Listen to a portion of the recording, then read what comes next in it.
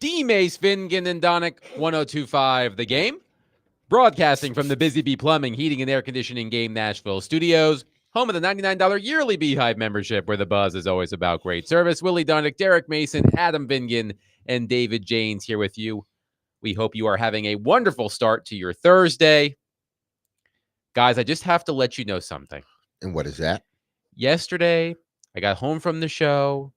I put my bag down. I started playing with my son. His birthday was on Tuesday, so he had a lot of new toys he wanted to open and play with. And I received a text message from one Chris Sanders. Oh, wow. Asking after the fact if he could change his pick for silly underdog picks. Shouldn't that be an automatic exclusion? Take it up with the commissioner, Willie Donick. Come on, commish. That should be an automatic exclusion. He tried to circumvent you, commish, and he went to Adam. That's bad. Well, commish, at this time, do you have I have control? not received. Are you like the NCAA? Do you have control of anything? What's going on? I have not received any complaint from Chris Sanders.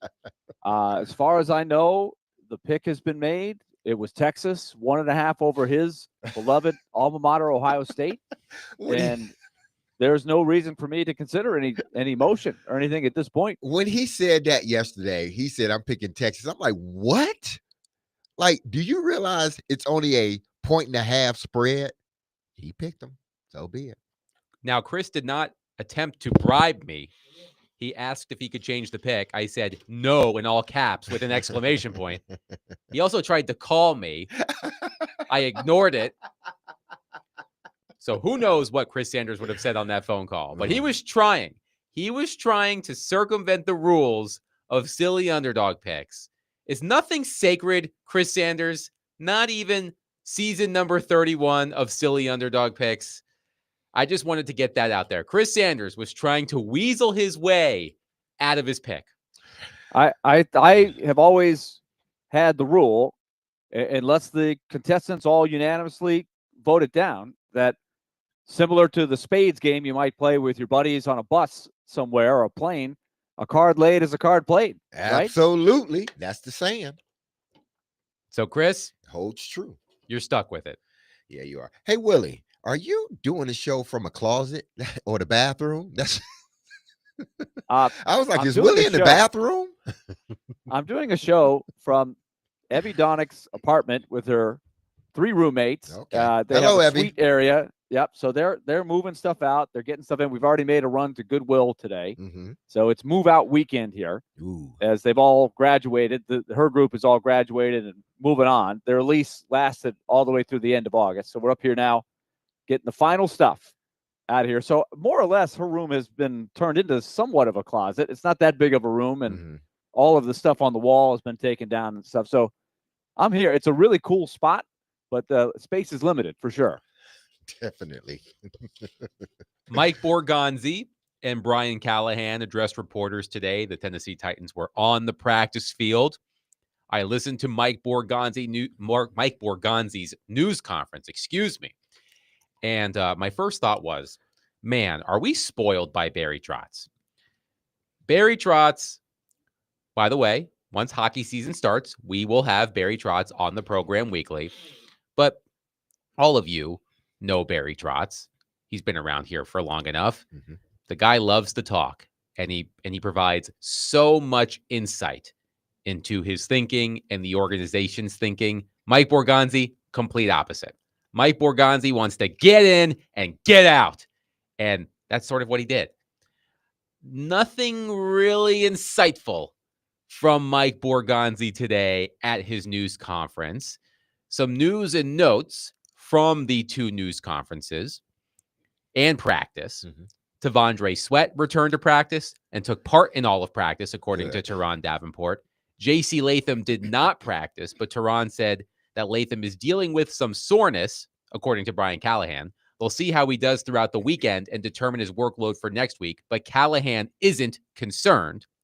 And on the L'Jarius Sneed front, according to Nick Suss of the Tennessean, L'Jarius Sneed practiced full speed with no visible braces or restrictions in individual and team periods, often guarding star receiver Calvin Ridley one-on-one. And Brian Callahan said, we'll see where he's at next week. But Derek, it appears that T'Vondre Sweat, J.C. Latham, and L'Jarius Sneed should be available for week 1 at Denver, a week from Sunday. We'll see. But those were the major news and notes, or at least part of it. There is something else, but let's just start with the injury update. Well, that's a good thing. That's a positive thing.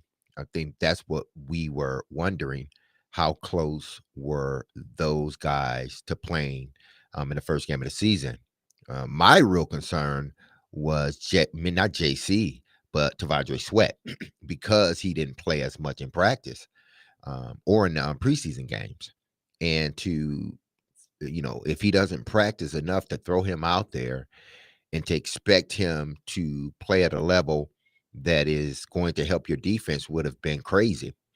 But it's good that he's out there practicing, and it seems that he went through the whole practice. So if he can do that throughout this week and then next week, because essentially they have 2 weeks to try to get themselves ready from a schematic standpoint and from a conditioning standpoint for the guys that hadn't been practicing as much. Did JC play in a game this past weekend? Well, last weekend? I don't believe he did. Yeah, and I was wondering if he did. So is the soreness why you set him out that last game, or is this something that happened, just in practice, and you're deciding not to? It happened this week in practice, and you decided not to have him out there, because it was kind of weird that I didn't see him out there in the game, and maybe they had already decided and made it known that he wasn't going to play. But if he didn't play, was it because of soreness that you say he has now, which is not causing him to practice? So let's continue to watch that and see how that goes. But they have 2 weeks. I would be surprised if JC doesn't play, or Sweat doesn't play, or if Sneed doesn't play, because it seems like he's geared up and ready to go too. And you've got Cushenberry as well. They were able to get Corey Levin back on the practice squad officially. They had discussed it earlier today with Mike Borgonzi, and he really didn't bat an eye. So all of our hot air yesterday, we were firing out about Levin. I guess they had a plan all along. I'm still surprised that nobody, I mean, they were so confident he would come back, but they got him. So this is interesting to me, D. Mace. You guys used to, I'm thinking it's Labor Day weekend coming up. We're getting close to it.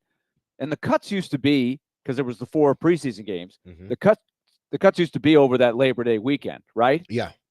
But but you remember, Willie, they used to do cuts, like there were periods gradually. where they could cut. Gradually. Yeah. Sure. And so now, you have it all in the bank, and there's little manipulation and what did he call it today? Borgonzi, gymnastics or something like that. He was like, it's a little game that you play to get the right guys at the right positions. And there are certain positions that are very difficult to find during the season. So you might hoard them at this time. And he used offensive tackles as an example and corners as an example. He said, you just can't find those guys in the middle of the year. And the Titans have found that out a couple of times. The hard way. Is there any tackles out here that are better than Nicholas Petit-Frere? No. You gotta have it Nicholas Petit-Frere in there again on Sunday, because there's nobody. So they're trying to avoid that situation. So it's an interesting game, but you have so much time. So when we hear that, so-and-so is missing a practice, you're like, you got a lot of practices before you play that first game. It's still like the days leading up to Christmas or something, or your birthday. It just seems like forever. You still got a lot of time here. The most newsworthy item from Mike Borgonzi's news conference is that Chim Dike will be returning punts for the Tennessee Titans this season. James Prochet is on the practice squad, but Chim Dike will return punts for the Tennessee Titans this season. He had 29 returns for 295 yards over his final 2 collegiate seasons.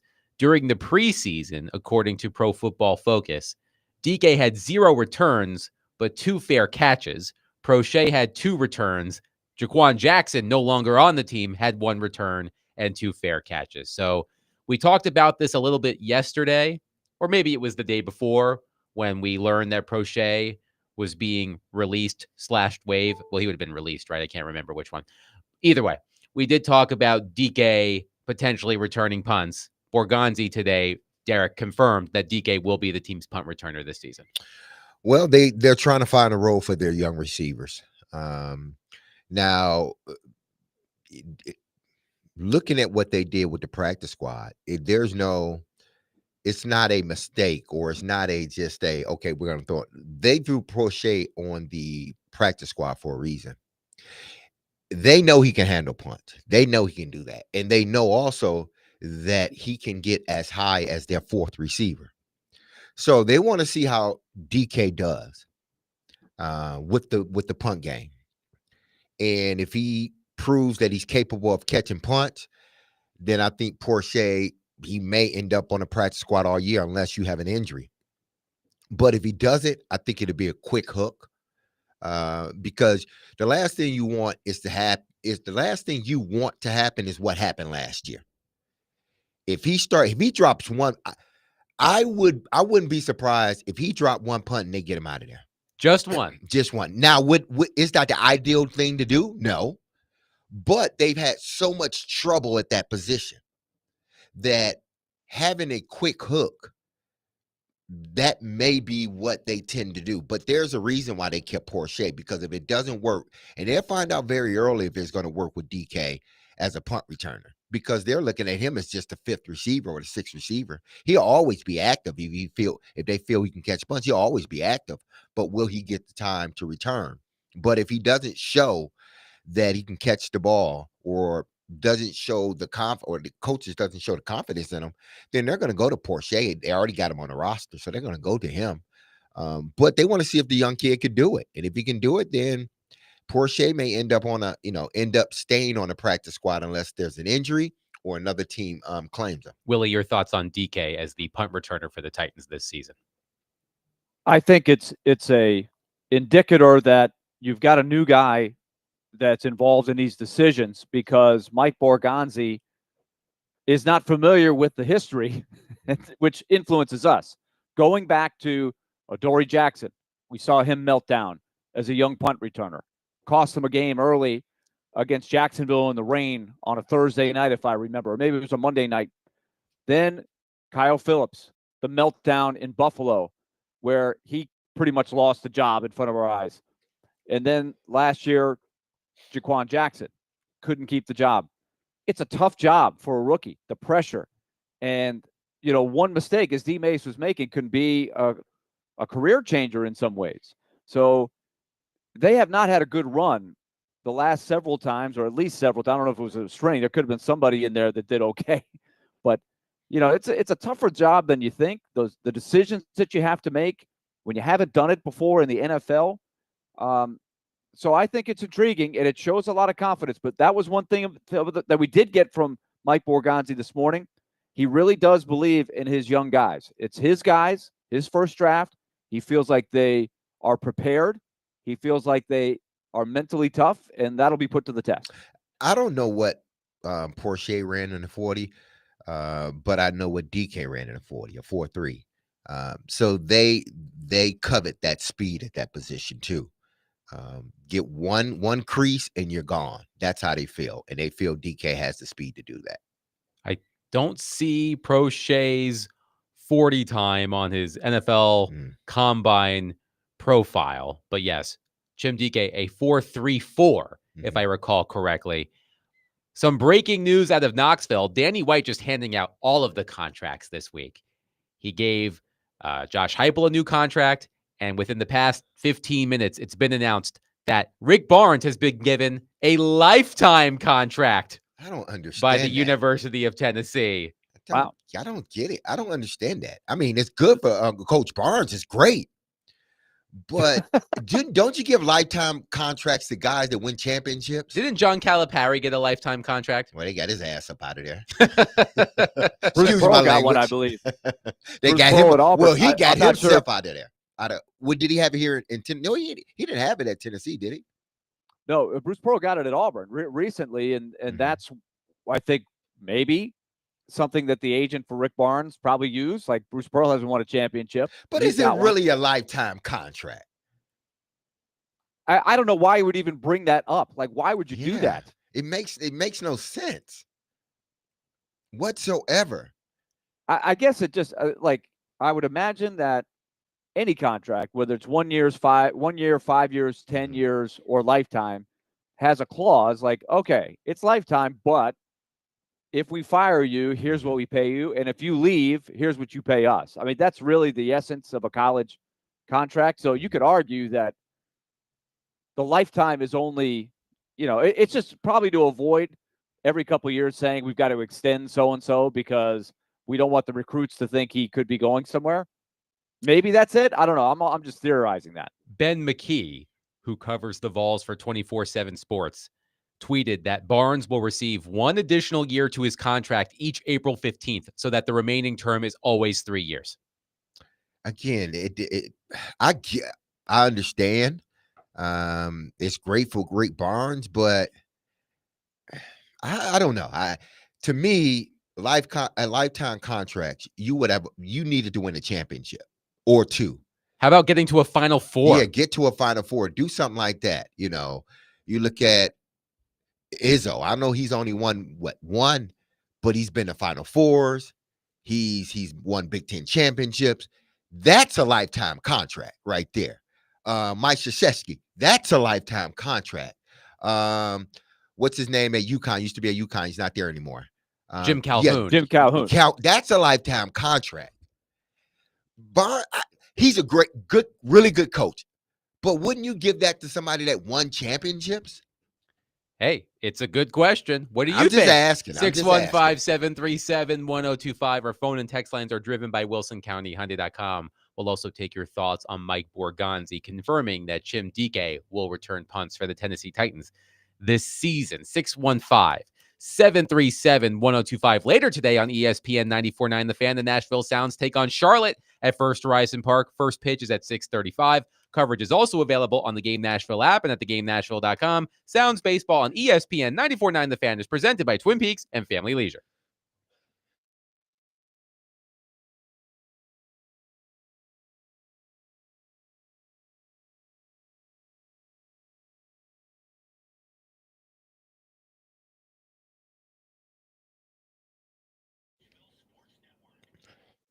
Hey, it's Derek Mason. And if you're thinking about your home curb appeal, don't overlook your garage. It's the biggest opening in your house. That is why I always recommend All Four Season Garage Doors, owned by Dan Watkins. This locally run, family-owned business you can trust. They've got huge selection on garage doors. So if you're ready for a new look, this is the place to go for quality. And if you need it fixed, whether it's a spring replacement, opener replacement, section replacement, or any repair, they'll get it done right. They can even quiet that noisy garage door or opener that's been driving you crazy. Installation, nobody does it better.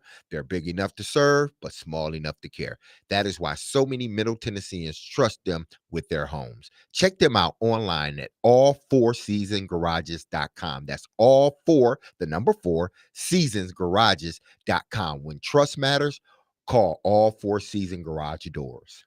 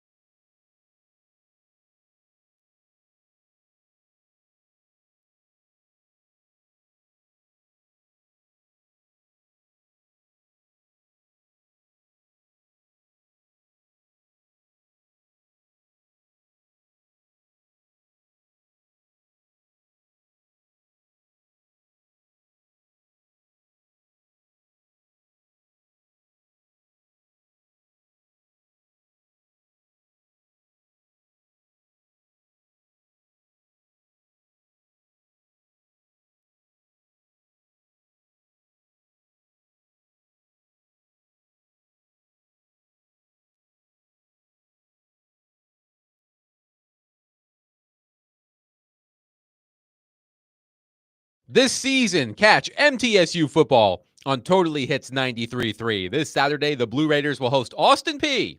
Kickoff is at 6. Coverage is also available on the Totally Hits Nashville app and at totallyhitsnashville.com. Willie Dunning, Derek Mason, Adam Vingan here with you.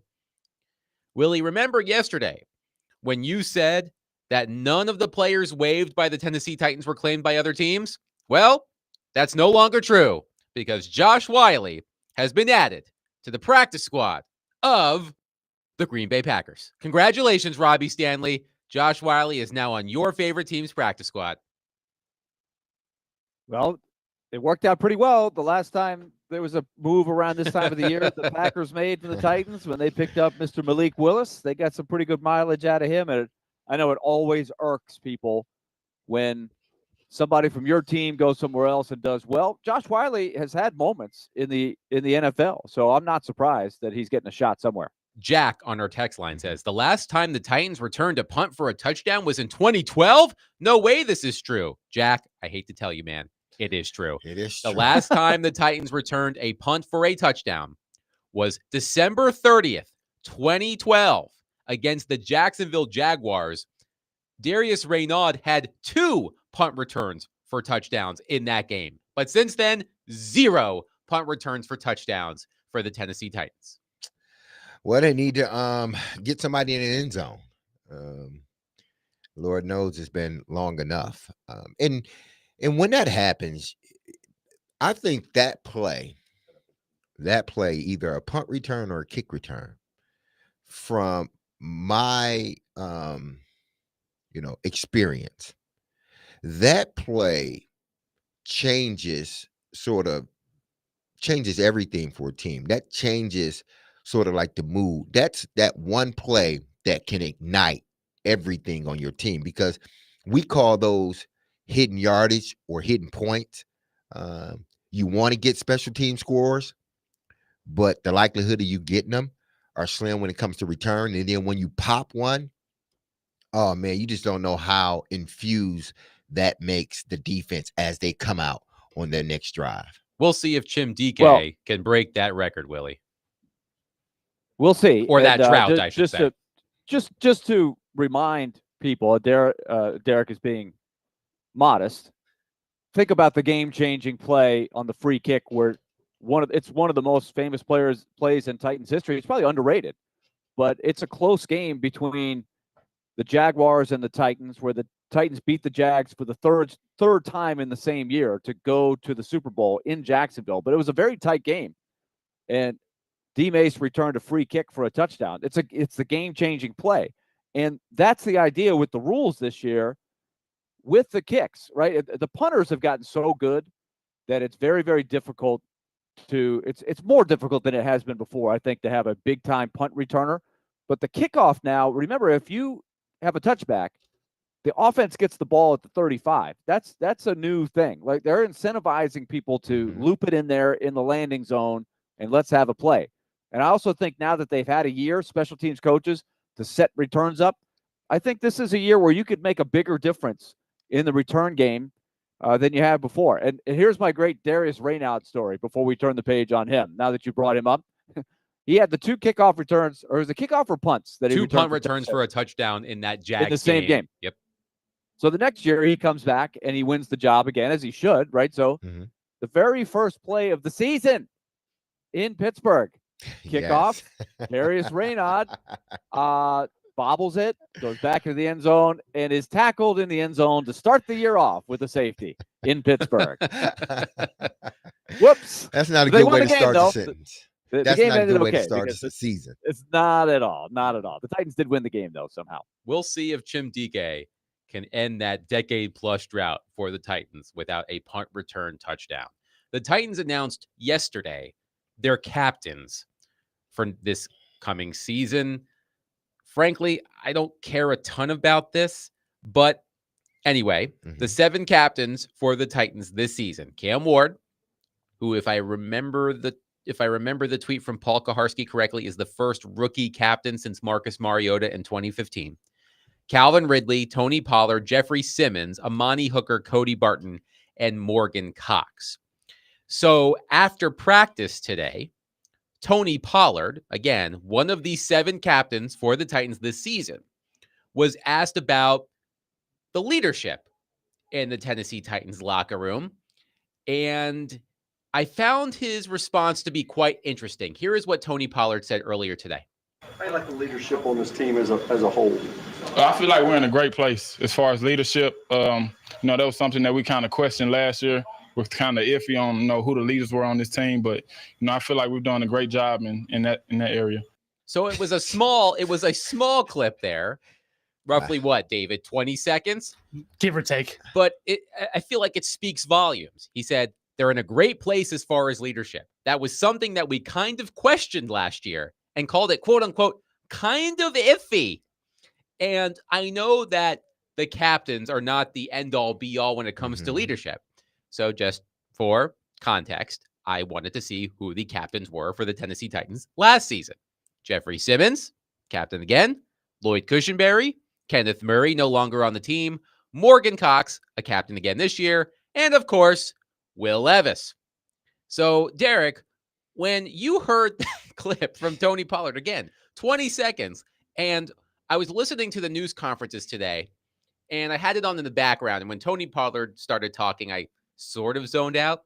Then I heard that, and I zoned right back in. I was like, that's an interesting thing to say. What do you make of Tony Pollard saying that today? I don't want to listen.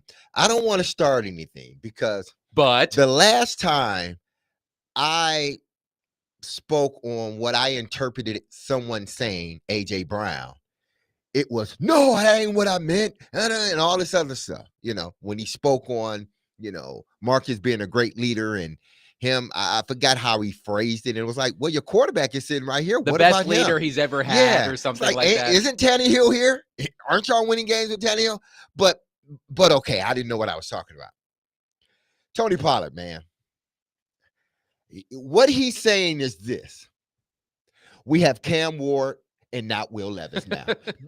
That's basically what he's saying. That's what I thought too. We have a quarterback now that is mature, a quarterback that is worried about nothing but playing football, not colognes, not commercials, even though he does have a thing coming out on Tubi. I'm going to watch it. The quarterback, Cam Ward. Yes, even though he has a documentary, a docuseries coming out on Tubi, there hasn't been anything surrounding Cam Ward outside of football. Will Levis, there were a bunch of stuff. And that's what he was talking about. He may not say it, and I don't blame him. He shouldn't. But the only missing guy in all of this is Will Levis. Now, I know Kenneth Murray, but anyway, it's Will Levis. You can't tell me that by what he said, it doesn't point and scream Will Levis. Now, you can say, well, Cushenberry. But seriously, Cushenberry? But you still got two of the. Jeffrey Simmons is still a leader. I mean, he's still a captain. Morgan Cox is still a captain. So the only thing that really changed here, you added a few more people, but the only thing that changed really is the quarterback. Now you feel you have a leader, a capable quarterback, a guy that showed he can have poise under fire.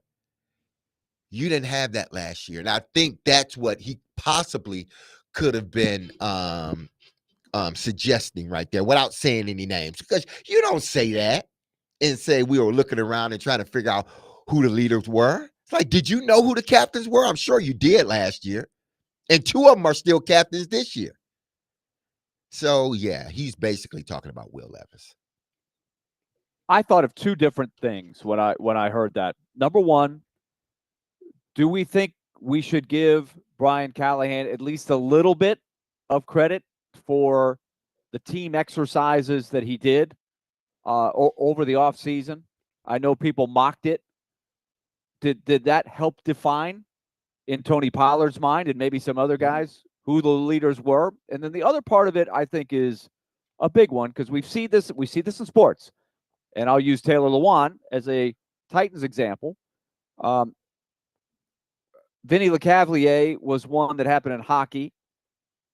But sometimes when a very young player, a rookie in this case, in Cam Ward, is handed the C, right?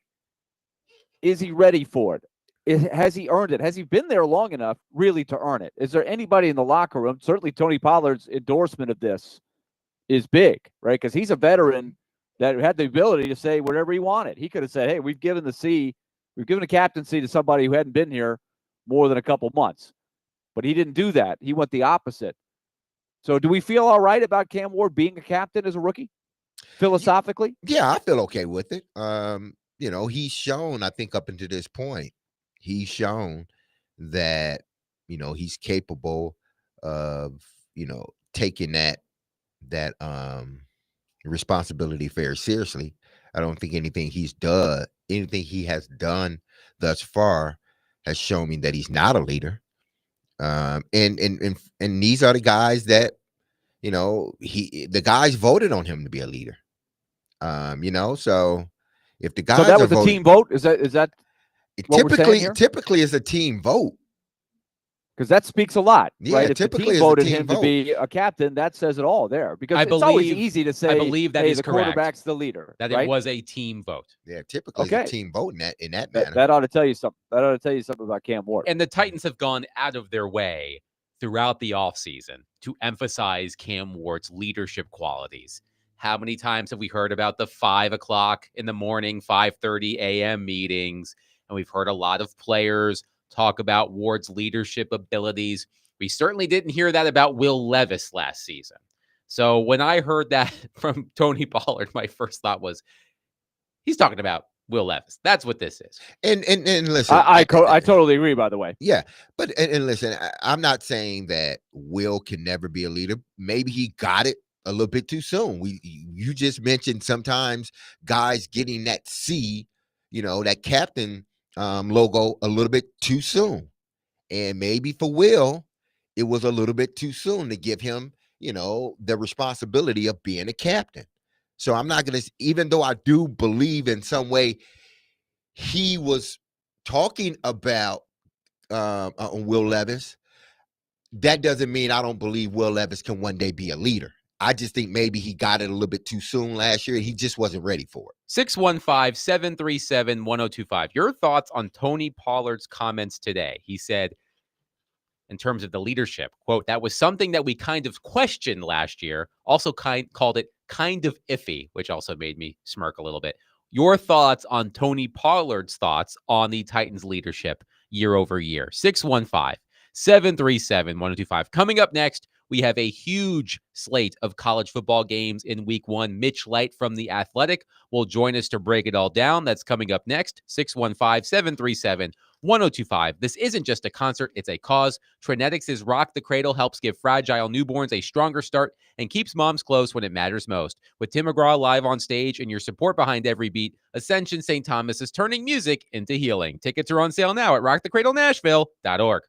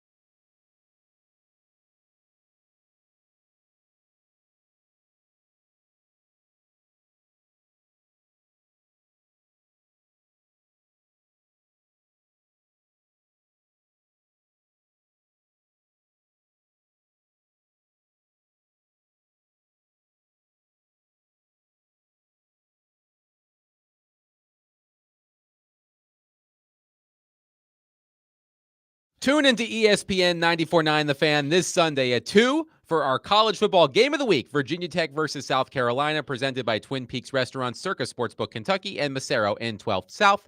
Coverage also available on the Game Nashville app and at theGameNashville.com. Willie Donick, Derek Mason, Adam Vingan. Speaking of college football, pleased to be joined on our phone line, driven by WilsonCountyHyundai.com, by Mitch Light of The Athletic, to talk the epic slate of games in week 1 of college football. So, Mitch, let's start with the main event.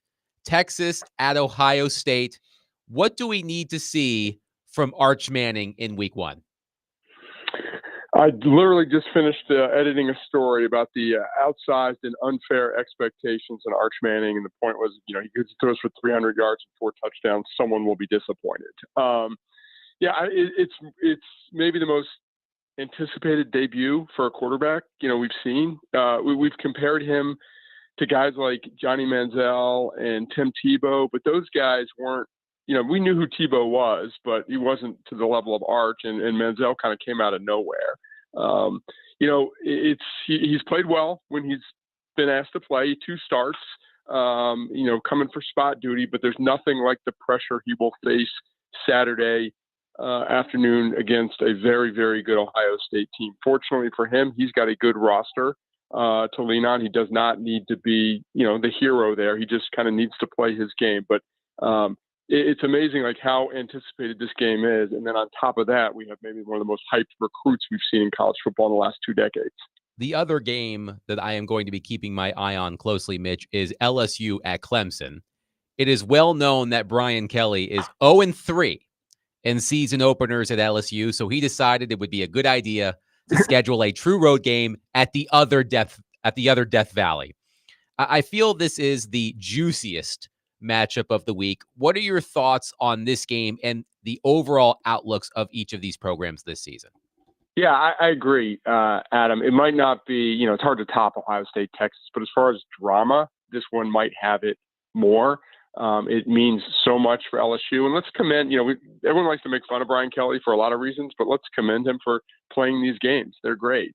Clemson is a very kind of buzzy team. A lot, some people on our staff pick them for win the national title.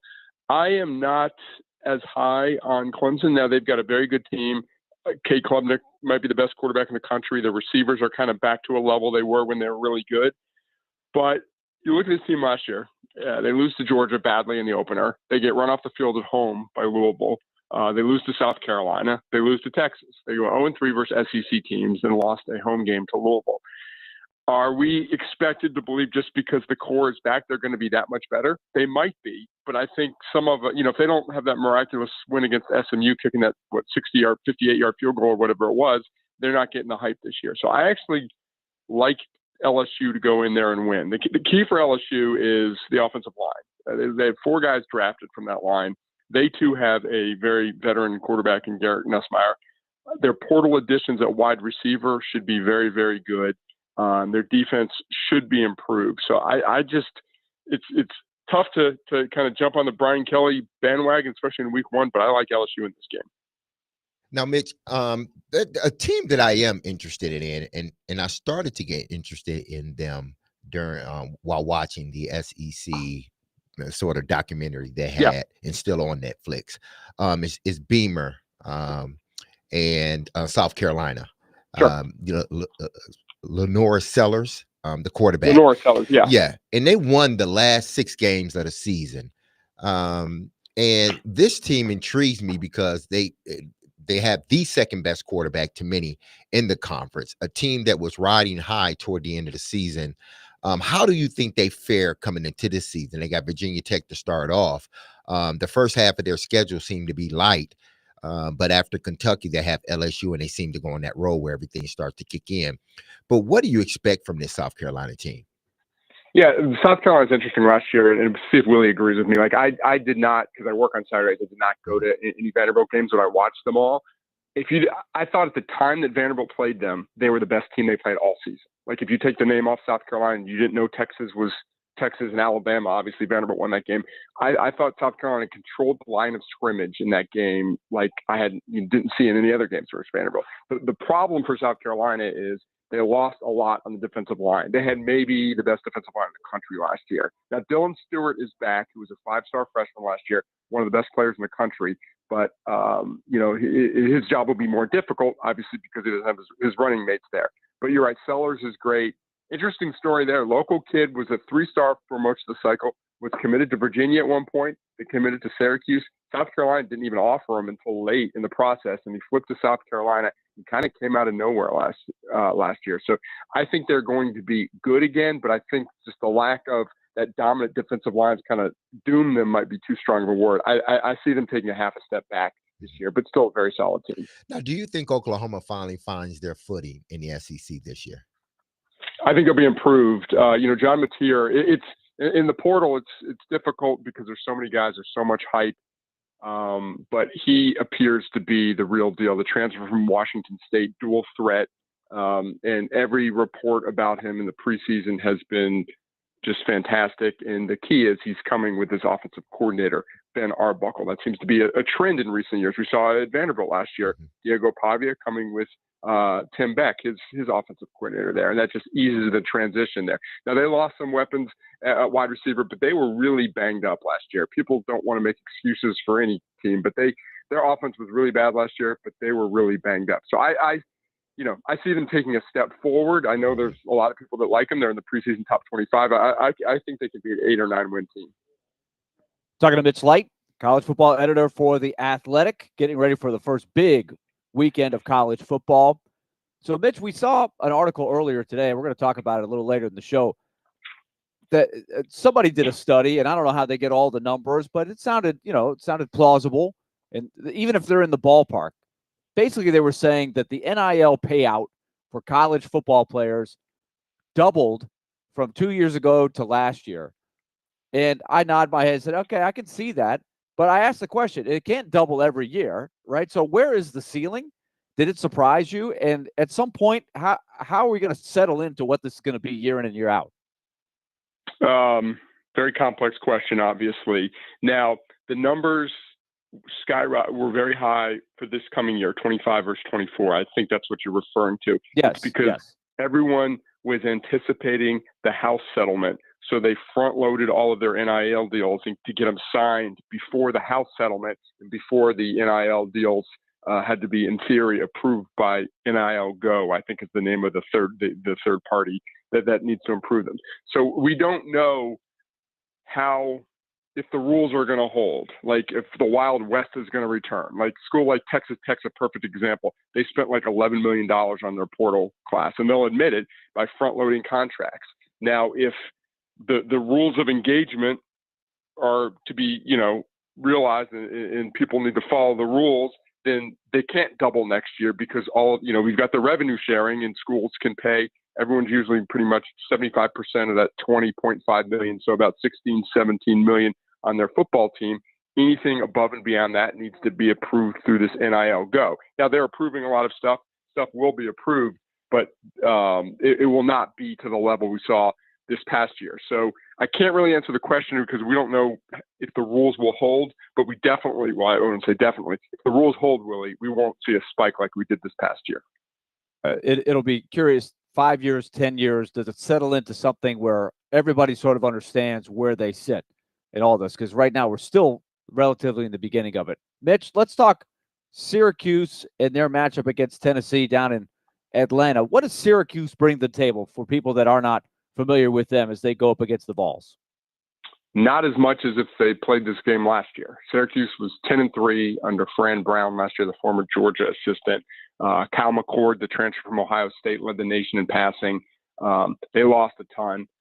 Steve Angeli's the quarterback, Notre Dame transfer, who did a really good job last year in the playoff when Riley Leonard went down. He beat out LSU transfer Ricky Collins for the job. But they lost their top running back, their top 3 pass catchers. They had a guy, Tibor Pena, who led the ACC in receiving. He received receptions. He transferred to Penn State. So there's a lot of unknown. Defense being rebuilt too. So on paper, this looks like a Syracuse team that's going to take quite a big step back from 10-3. But the caveat, they too bring a lot of transfers in. So you don't know how those guys are going to get acclimated. But I think this is a favorable matchup for Tennessee. So a year ago, as Vanderbilt got ready to play against Virginia Tech, we really had no idea what was coming with the Diego Pavia show, et cetera. Now here we are with the encore. They've got Charleston Southern coming in. So tell me your assessment of the roster, Mitch, as you look at Vanderbilt, how it would compare on paper to last year. I think that, and I was thinking about this the other day, I think it's accurate to say they are probably better at every position than they were last year. Maybe not considerably better. Punter is maybe, not as good, maybe half step back there, but the offensive line, heard good things about that in camp. Now it's a new group, cohesion, that's a concern there. Wide receiver would be on paper a weakness. It might be better than last year, but would still be a weakness. They need someone to step up there. Trey Richardson's a Division II transfer that I've heard really good things about in the scrimmages. One of the keys for Vanderbilt was last year they were their turnover margin was among the best in the country. Now I know a lot of that is taking care of the ball, their style of play, milking the clock, but turnovers are sometimes lucky and fluky, and the ball can bounce the wrong way.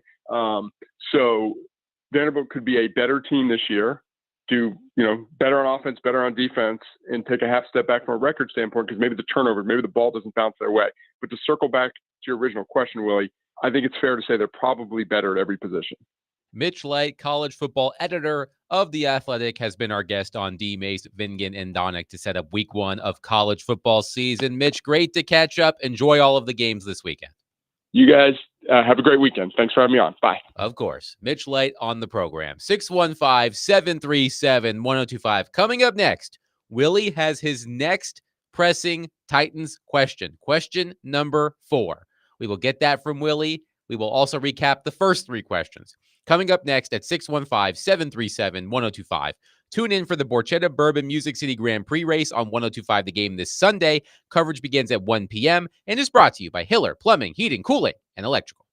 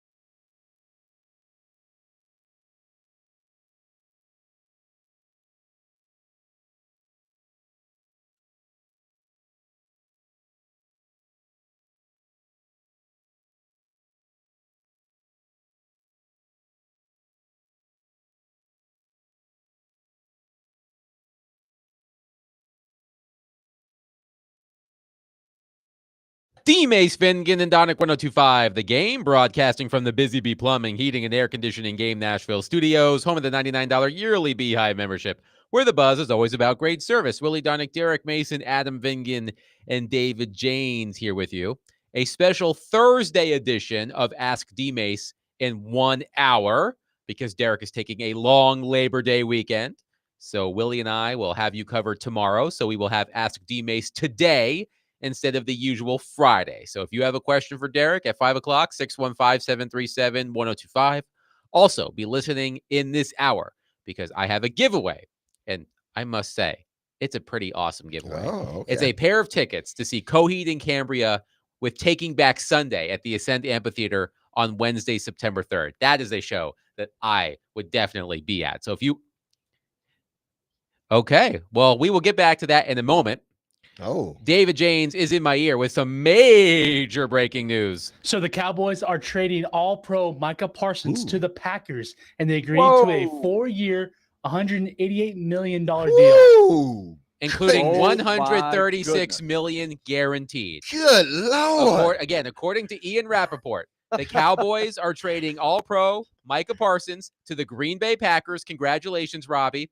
They have agreed to a 4-year, $188 million deal, including $136 million guaranteed at $47 million per year. Parsons is the highest paid non-quarterback in history, and that's 2 first-rounders for the Dallas Cowboys.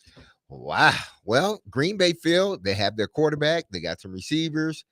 They got a few defensive players now. Should we call Robbie? He may be. They feel he's the missing link. Let's get Robbie on the phone. Should we call Man, Robbie? Goodness. I feel like this might be a Woo. time to do that. I am flabbergasted. Wow. However, the Packers fit the bill of a team that can probably honestly say Micah Parsons could take them over the top, Mhm. right? Yes. Because they've done a good job drafting. How often have we discussed that here in this city? Of course, I'm in Boston. I'm talking of this city being Nashville. But how poorly, you had the stats, how poorly the Titans have drafted. I'll bet if we looked at Green Bay's drafts year in and year out, they've done a very good job of keeping their cap under control. They've got, as D-May said, they've got a good young quarterback. This is the kind of guy that can move the needle. And so they could trade the 2 first-rounders and still feel good about their core the next couple of years while they try to overcome that. And so this is a blockbuster. I did not think the Cowboys would do this.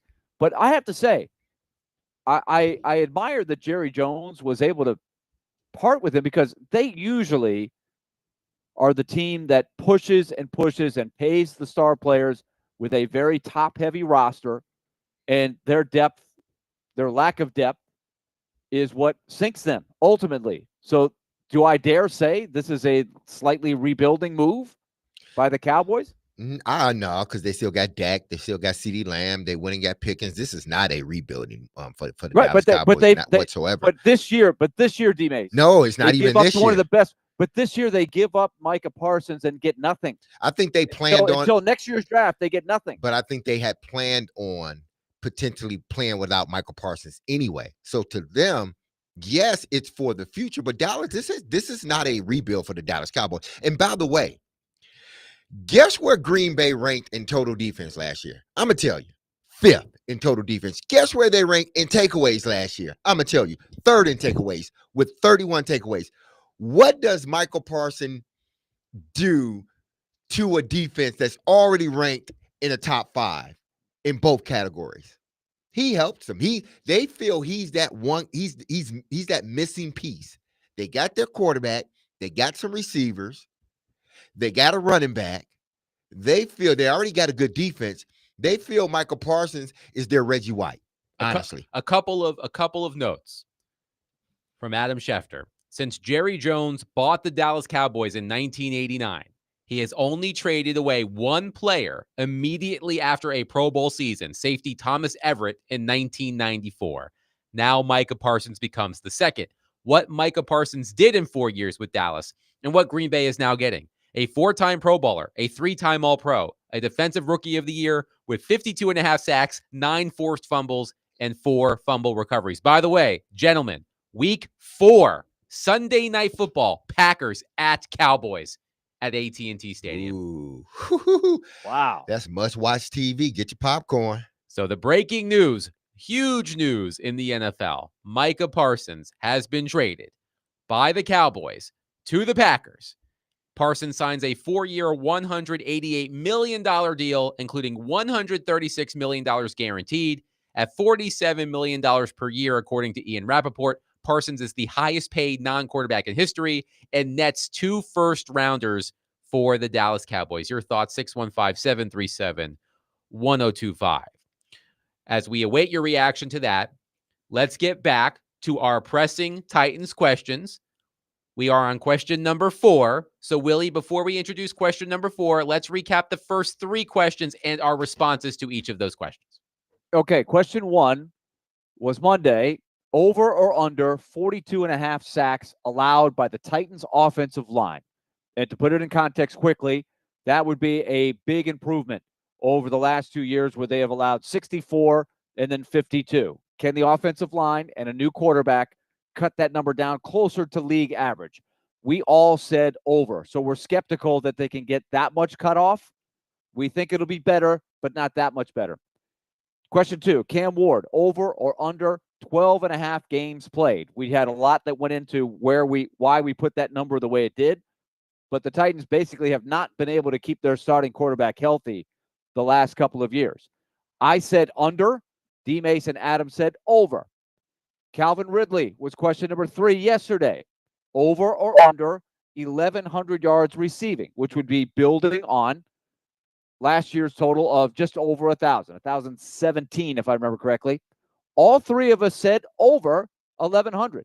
And the basic premise that we thought of was Calvin Ridley is by far the best, most established guy. He's the clear number 1 target to start with. He should be targeted 120 or 130 times if he stays on the field. And so that should get him to 1,100. But we shall see. And so today, we have question 4. Are you gentlemen ready?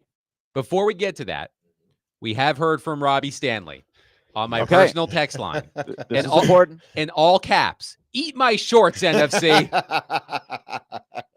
Well, I know what Robbie's thinking, too. We all watched the game when 2 years ago, an unheralded, late-surging Green Bay team under Jordan Love went in and waxed the Cowboys. Remember, it's one of the biggest nightmares in recent Cowboy memory, right? They waxed them in Dallas, embarrassed them. And now they got Micah Parsons on the team. How do you trade him to another NFC team that you play? That is, I guess, I wonder how many teams could offer 2 first-round picks. Yeah, I do wonder that. You're right. Well, that had to be part of it, right? Mm-hmm. Be sure to be listening to Robbie and Rex Road right at 6 o'clock tomorrow for the pep rally. Robbie, I don't know if Robbie has a cheese hat, but if he does, he'll be wearing it at 6 a.m. But Willie, please go right ahead. Yes, I think all of us probably listening know at least 3 to 5 Green Bay Packer fans, right? They're everywhere. So you know, if you know a decent amount of people, there's a good chance you know some Green Bay Packer fans. Okay. Let's get to question number 4. We hit Ridley yesterday. He's easily the most established target, highest paid target that Cam Ward has. One of the big themes, and this is why we ask these questions, right? These aren't random questions. These are all based on the themes of the preseason / offseason. Mike Borgonzi has come in and he has left the rest of the receiving core as the land of opportunity. They didn't go out and sign somebody like a DeAndre Hopkins. They didn't go get free agent money and throw it at a veteran receiver. They were measured. They took a small amount of money and went to Tyler Lockett, who really was cheap. If you recall, Tyler Lockett is a big name. He's been on your fantasy team before, probably, but he was cheap, $4 million. Van Jefferson, another guy, was even more inexpensive. And that was by design because they are looking for people to pass these guys up. And then there's Chig Okonkwo, who last year had an okay year, underwhelming. He has been a guy that has flashed, but never really developed into a dude, right? And now he's going into the last year of his contract. 479 yards last year, 61 of which came on one play where the Texans broke down. Chig ran the whole way, without being touched, and nobody was close to him. You could argue that D-Mace could have completed that pass to Chigakonkwo for a touchdown. He was that open. We all remember the play. So, with that being said, here is the question. Mike Borgonzi was praising his young players throughout. Jeremy Fowler went through, did a report.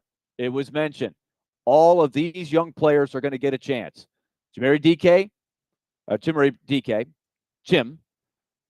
Elikai Omanor, Gunnar Helm, and I'm going to throw in as a little bit of a wild card just to make this interesting, Bryce Oliver, right? But especially DK, Iomanor, and Helm. We've been talking about these guys a lot. 3 guys drafted in the 4th round. But every time you look up and there's a national report, it falls in line with what we've been watching here and all the people who cover the team. Those guys are going to play. It's there for them.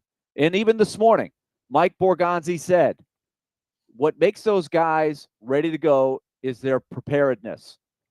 They prepare, they're smart players, and they have shown the ability to understand the offense enough to be ready to go out there and compete in week 1. But I'm saying to myself as he says that, is that because these guys are super special? Or is that because simply they don't have anybody else? Somebody's got to be on the field wearing a 2-tone blue jersey. So here's the question, gentlemen. Which group will have more combined yards receiving this season? Group A, the youngsters, DK, Iomanor, Helm, and I'll throw in Bryce Oliver as the dark horse. Versus B, the establishment, Chig, Tyler Lockett, and Van Jefferson.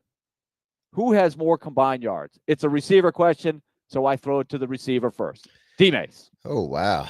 That's a good one. Because with the young squad, I see Helm and Chimdike. Not DK. Iomanor. Helm and Iomanor. I see those 2 guys getting, opportunities very early in the season, starting in 2 weeks or a week and a half, or however long it is in Denver. I think those 2 guys will get an opportunity to show whether they can, play in this league or not. Bryce Oliver, I still don't see him getting much time because those 2 young guys are going to squeeze him out. He's there because he knows the offense. He's a good player, but he's one of those guys that he may get a play or 2 here, in games, but he's break in case of emergency. We need him if somebody goes down. He knows the offense. He's a capable player. Throw him out there. He can get the job done. So with that being said, man, unless Iomanor pushes Jefferson out, which I assume that's what they want to happen, I still got Chig, Tyler, and Jefferson leading the way because, again, as much as Borgonzi wants these young guys to play, you're leaning on your veteran guys. You are. And as you're leaning on your veteran guys, you hope that your younger guys sort of pick it up, faster than normal. But if not, but as they're picking it up through the season, then, they can get in there and play. But they're going to lean heavy to start off at least the first half of the season on Chig, Lockett, and Jefferson. Those other guys, DK, Iomanor, Bryce, and Helm, it's almost like get in where you fit in. We hope that you push these guys. We hope that by the middle of the season, y'all are, getting more snaps than they are, or it's just like we're putting y'all out there because we trust y'all. But at least in the first half of the season, I think those 3 veteran guys are going to be leaned on heavy, and those young guys are going to be sort of there as, guys that are learning as the season goes. So Derek is taking the veteran group of Tyler Lockett, Van Jefferson, and Chigakonkwo. And after Willie let us know we were going to be answering this question, I went to Mike Clay's projections on ESPN. Mike Clay, one of ESPN's fantasy football analysts. And I just decided to do the math myself. Okay. He has Lockett, Jefferson, and Okonkwo combining for 125 catches, 1,375 yards, and 9 touchdowns. he has DK, Iomanner, Oliver, and Helm combining for 66 catches for 738 yards and 4 touchdowns. It would not shock me if Gunnar Helm has more touchdowns than Chig Okonkwo, because Gunnar Helm can be more of a red zone threat. We saw some of those contested catches in the preseason. So it would not shock me, for example, if Helm has more touchdowns than Okonkwo. But I largely agree with what Derek said.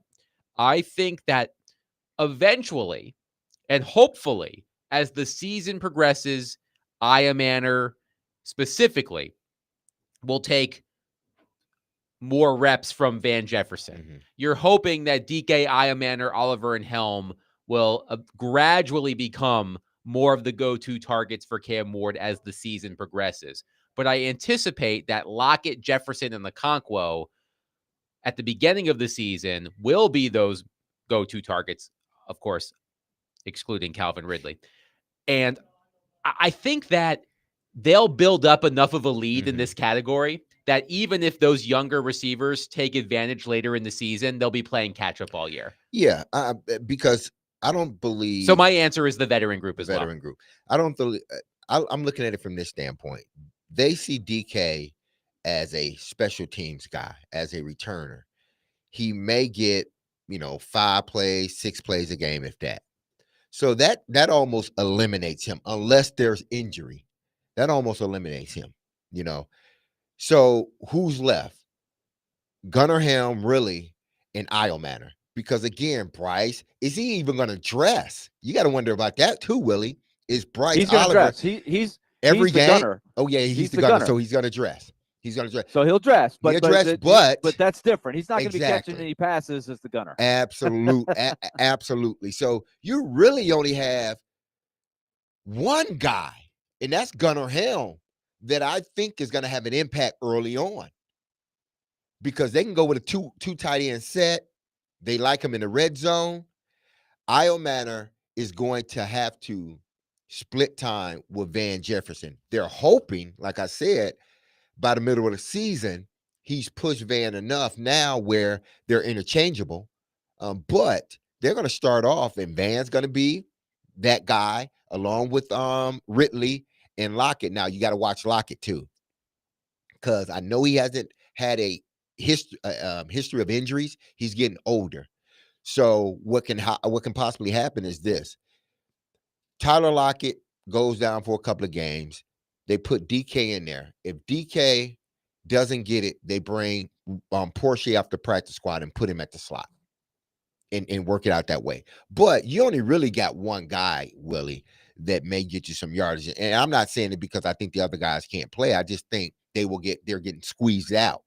And if you're going to get some numbers from the young guys, it's typically going to be in the middle of the season, from the middle of the season on, not early on in the season. 615-737-1025. Willie's fourth pressing Titans question. Which group will have more combined receiving yards?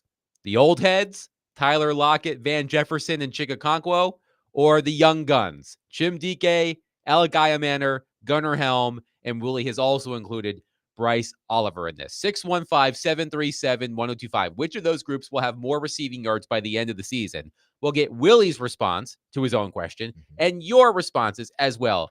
Coming up next, 615-737-1025. Vanderbilt football begins the season this Saturday at home against Charleston Southern. Catch all the action on 1025 The Game, with the pregame show starting at 4:30 and kickoff is at 6. Coverage is also available on the Game Nashville app and at theGameNashville.com. Vanderbilt football is presented by Gary Force Acura and Smoky Mountain Tops.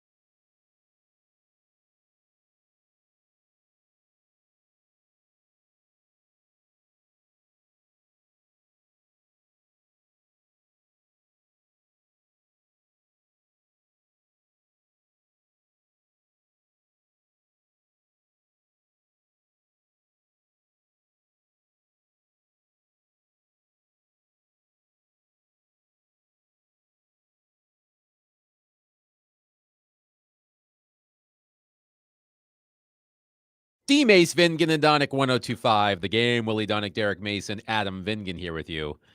Robbie Stanley has informed me that he does not own a cheesehead. Well, Robbie, you better next day air that thing before 6 a.m. tomorrow. I'm going to be very disappointed in you if you do not have a cheesehead on. You should have had one. After the major breaking news that the Green Bay Packers have acquired Micah Parsons from the Dallas Cowboys, the full return, 2 first-round picks, and defensive tackle Kenny Clark. Kenny Clark will be 30 years old in October. This will be his 10th season in the NFL. So 2 first-round picks and defensive tackle Kenny Clark for Micah Parsons, who then signs a gigantic contract. What's the numbers on Clark? Do you have them? I do. He's played 9 seasons in the NFL. He's made 126 starts in 9 years out of 140 total games. Okay. He has 35 career sacks with a career high of 7.5 in 2023. All right. He's a solid player. But he ain't no Michael Parsons. Yeah, you're not. As Willie, we talk about this all the time in sports. There are certain players you are not getting fair value. There is nothing that constitutes fair value for Micah Parsons. If they got a player, a decent player, let's just say whoever it might have been on the Packers roster that would have replaced or that was going to be replaced by Parsons, then it's closer. But I think 2 first-round picks is not enough. We went through it when this story hit. Remember when Micah Parsons went public with his Instagram or whatever? It had this long note, this passionate, I got screwed. They're trying to put one over on me, so I want to be traded. I didn't want to get here, but here I am. We were going through the Khalil Mack trade. The Bears got more for, or was it the Raiders? The Raiders got more for Khalil Mack. Am I wrong? They got a couple first rounders and more. Need to look at that deal. Off the top of my head, I believe they did.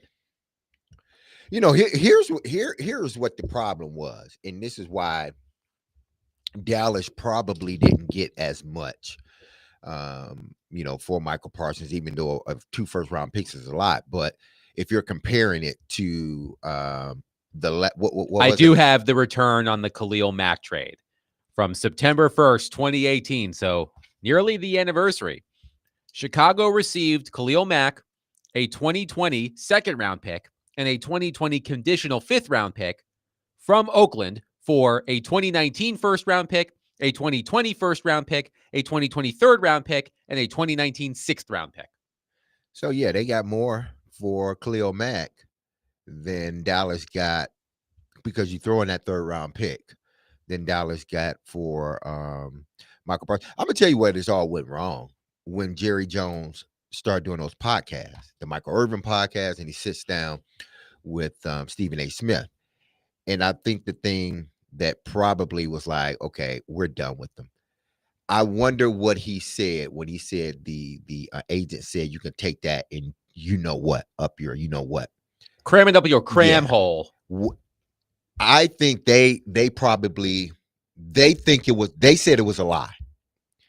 And in their mind, we're done with him. He lied on us. He's soiling our reputation. He's making our player look bad. He's making my agent look bad. He's going behind my agents. He's going behind my agent's back to talk to the player.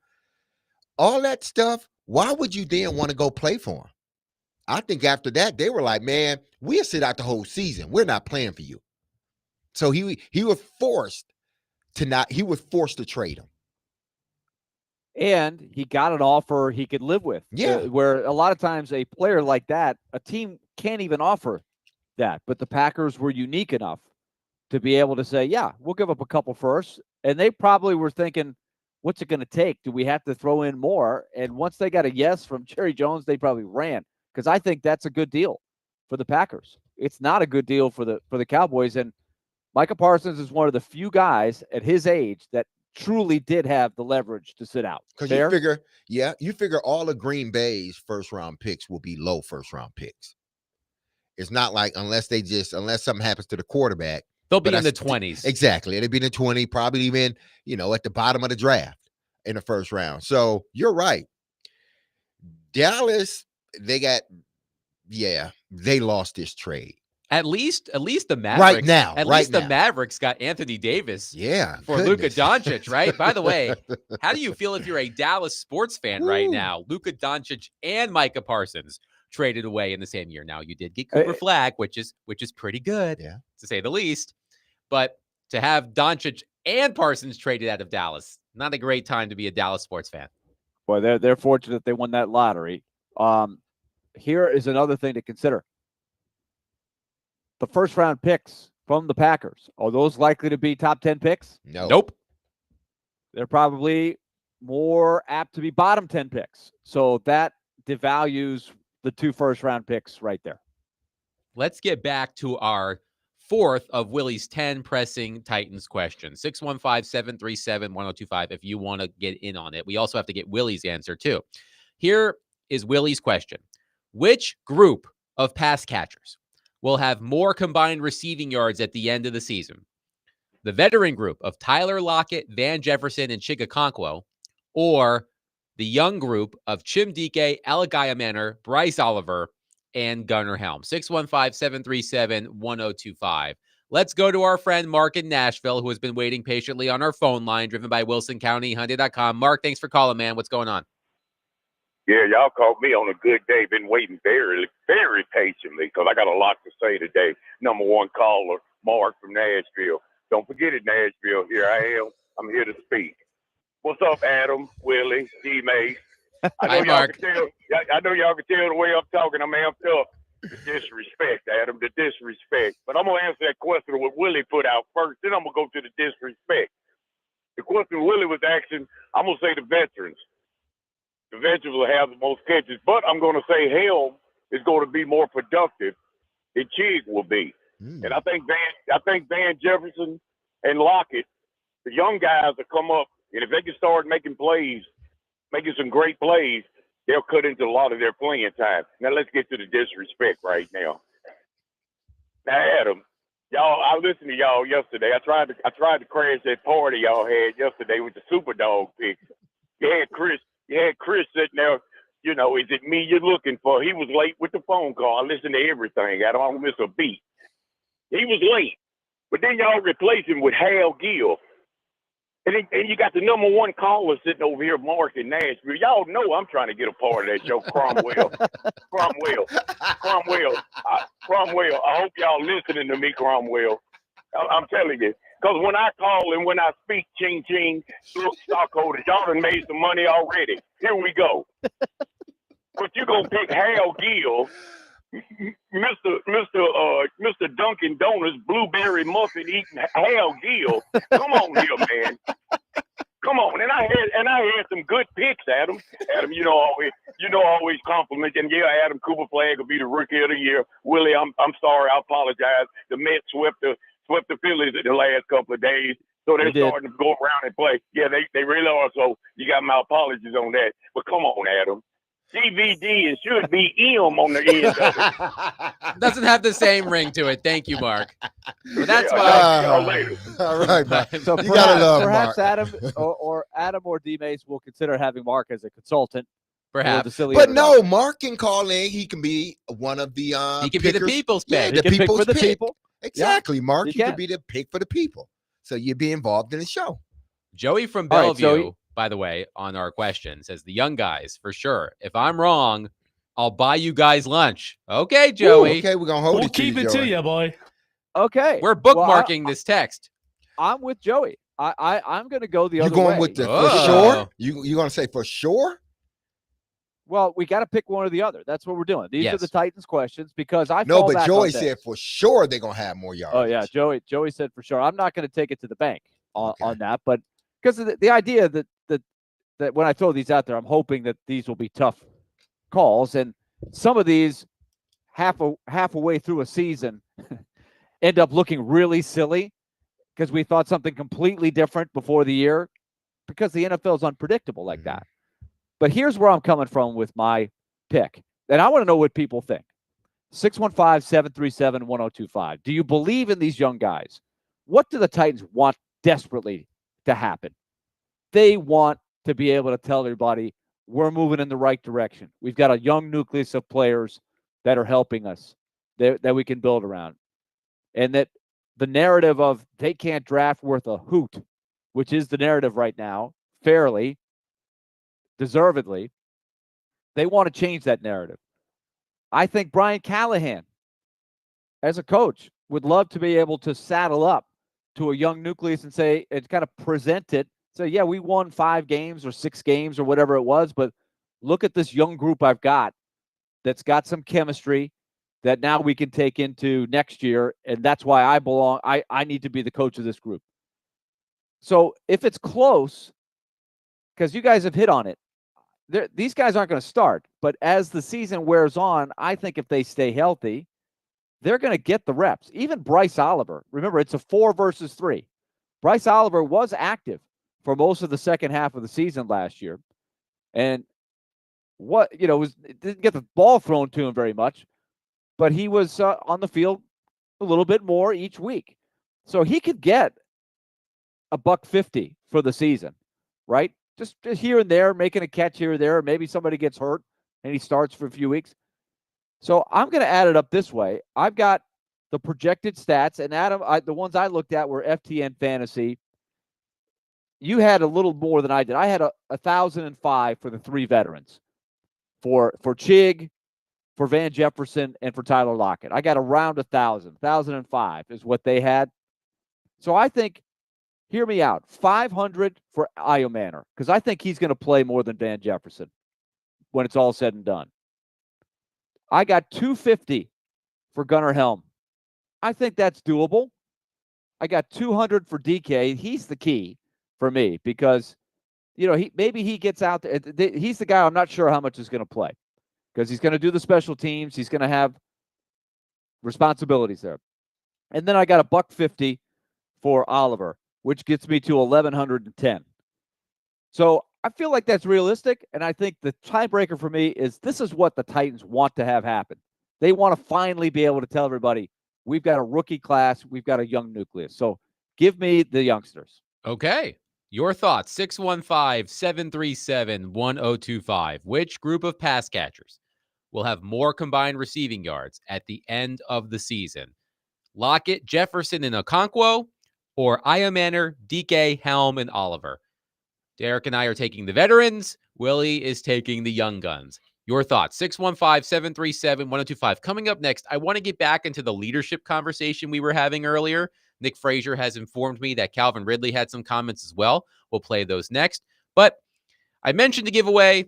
I had to sort of cut it short because we were talking about Micah Parsons. That news broke. So let's do it now. Be caller number 3, and you can win a pair of tickets to see Coheed and Cambria with Taking Back Sunday at the Ascend Amphitheater on Wednesday, September 3rd. That's next Wednesday. Be caller number 3 at 615-737-1025, and you will win a pair of tickets to see Coheed and Cambria and Taking Back Sunday at Ascend on Wednesday, next Wednesday, September 3rd. Willie Donick, Derek Mason, Adam Vingan, 1025 The Game.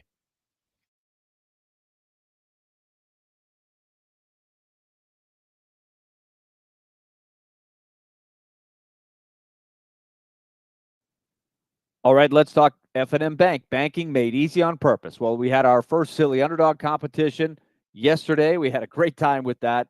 The flustered defending champion, Chris Sanders, stole the show. Tomorrow, we'll have the debut of our other fun picking contest, and that is Take It to the Bank. Thanks to our friends at F&M Bank. Banking made easy on purpose. 20 locations in our Middle Tennessee area and on up into Southern Kentucky. They're right in your backyard. Your business means more to them, and they've got the tools for success to take that burden off of you when it comes to your financial world. So check them out, myfmbank.com. Ask about the Smart Swipe card we talk about all the time on the show. Ask about business-to-business loans if you're a small business owner, and anything else in between like HELOCs or anything else. So there you go. Banking made easy on purpose. It's F&M Bank. We take it to the bank tomorrow at 5:45. Member FDIC.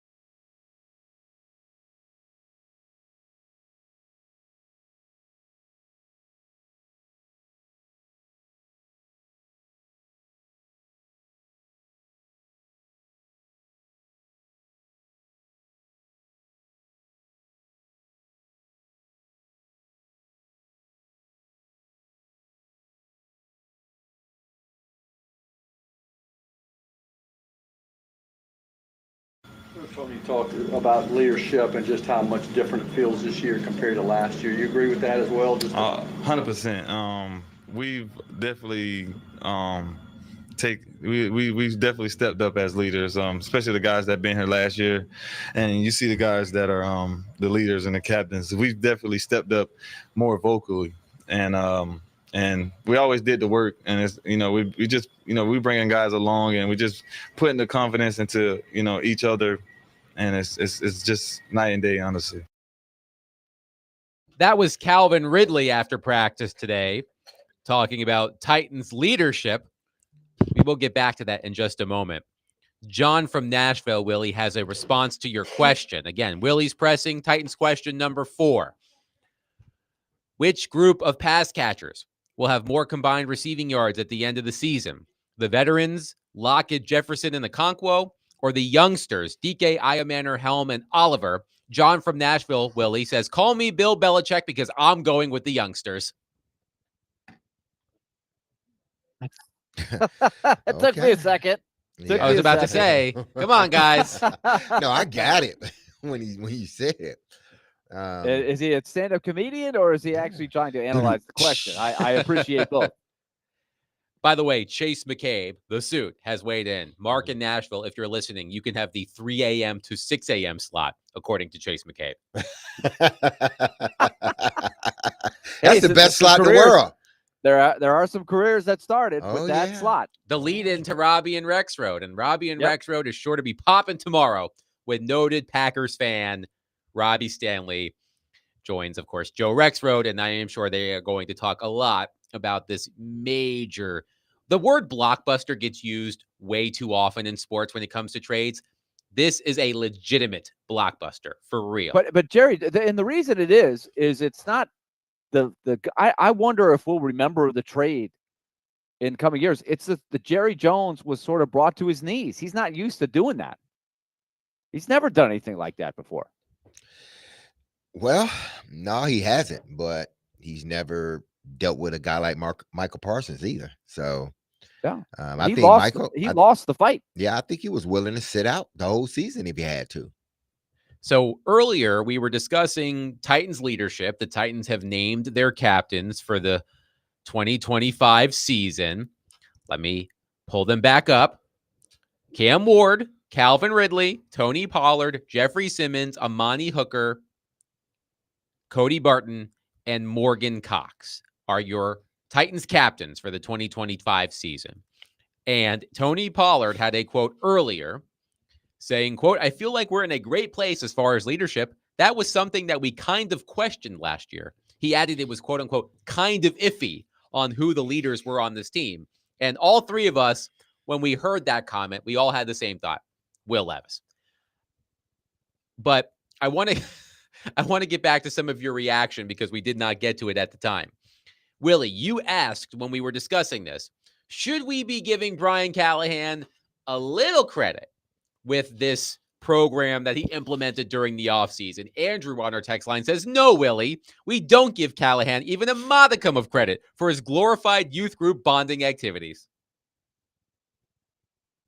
See, there's a narrative, right, that everybody's got to be Mr. Tough Guy and all these things are stupid. When if you listen to D-Mace, if you listen to people who have been through it and been part of these things, they say it works.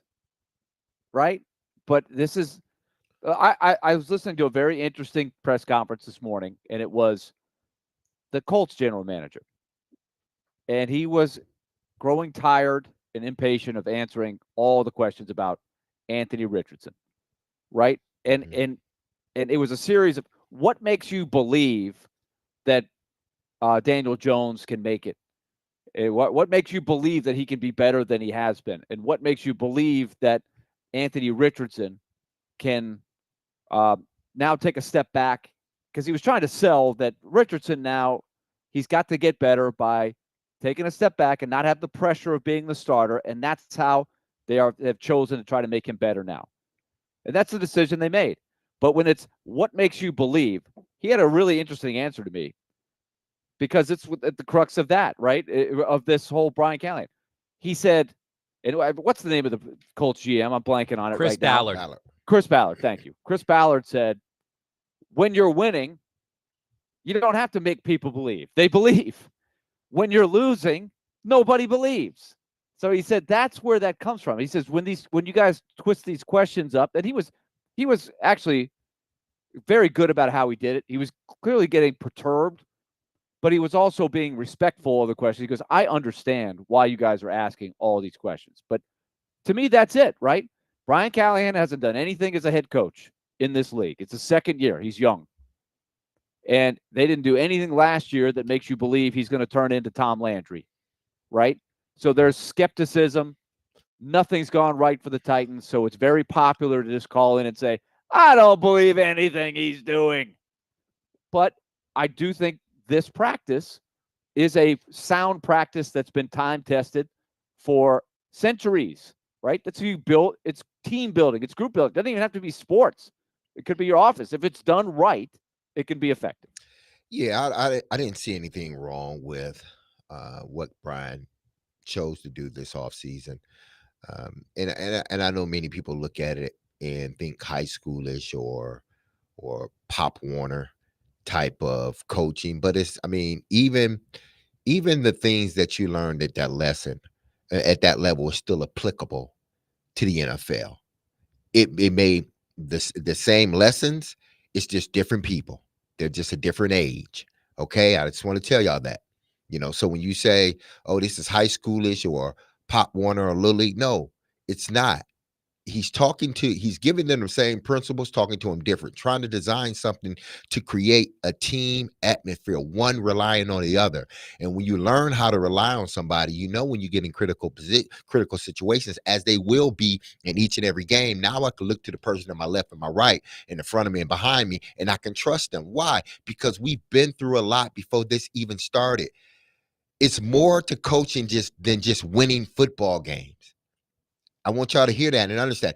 There's more to coaching than winning football games. You're not going to start winning until you get your locker room in those 53 men all on the same plane.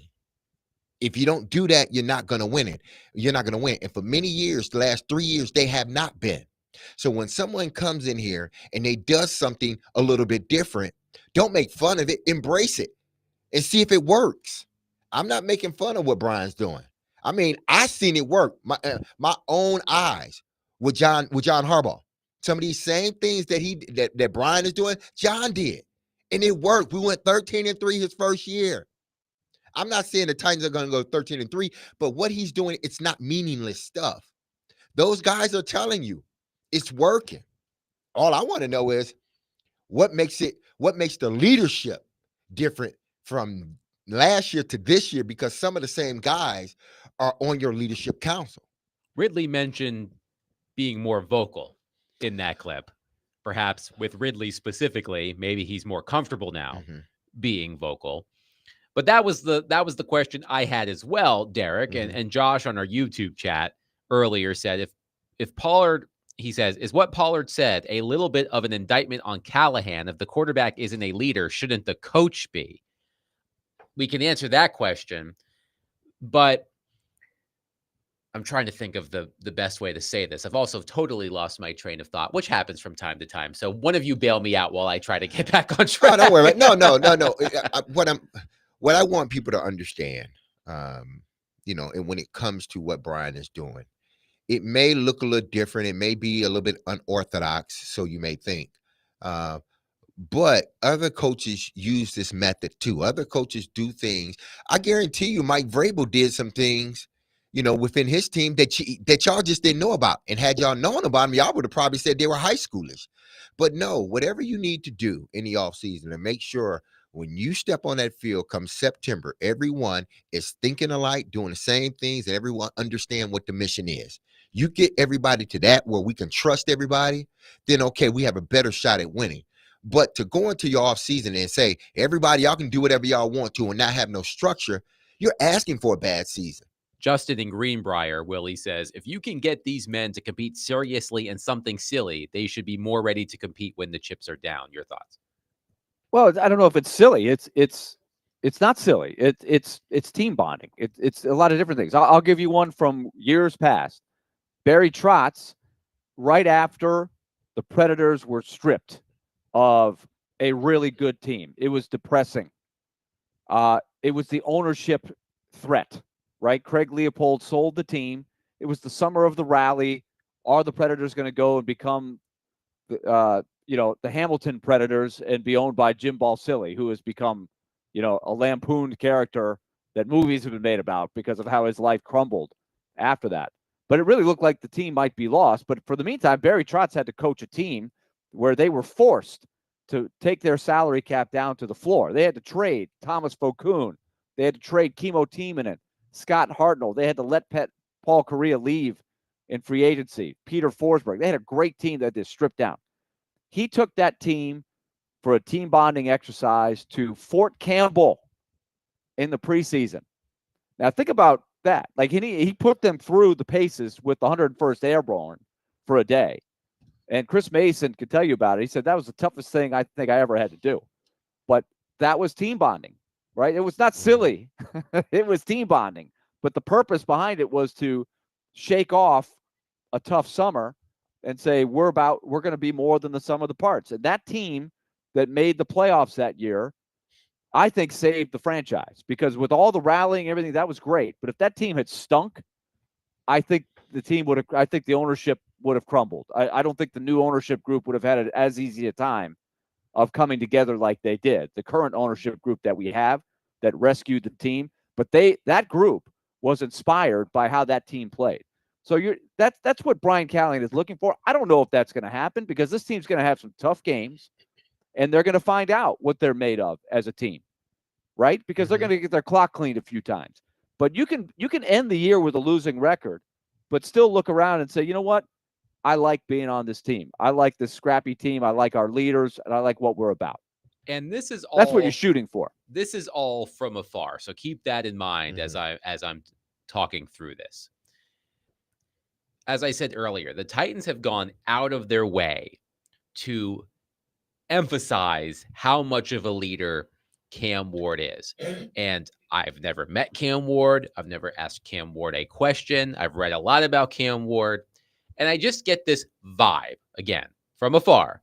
I get this vibe that he is a good leader and the type of leader who can get his teammates to follow him. Again, from afar, I never got that vibe from Will Levis. No. I thought that Will Levis, I felt that the what's the word I'm looking for here? The confidence, the cocksuredness, perhaps. Where's my bell? There we go. of Will Levis. It always felt to me like a put on. It did not feel natural. It did not feel like Will Levis was the type of player, the type of quarterback who could rally a team around him. Again, this is all from afar. This is just the vibe that I'm getting from watching and reading about Cam Ward. So I'm more confident in Cam Ward's ability to do it. I don't know if it's going to work out, but just from afar, I get the vibe that Cam Ward is a natural leader, which is something that I never felt about Will Levis. It was almost as if last year they forced, and I'm not saying I have no one telling me this or no source, but it's almost as if it was like a forced thing with Will Levis. We got it because he's the quarterback. We got to make him the captain, because we don't have, if you look around, how many guys can we, sort of name captain on the offense?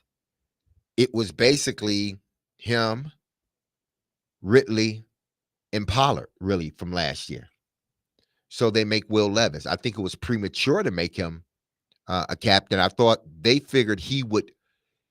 It was almost, we're going to give it to you, and then you learn how to be a captain. Not, you've shown all the things to be a captain, so we're going to give it to you. It was like, we're going to give it to you, then you show us that you could be a captain.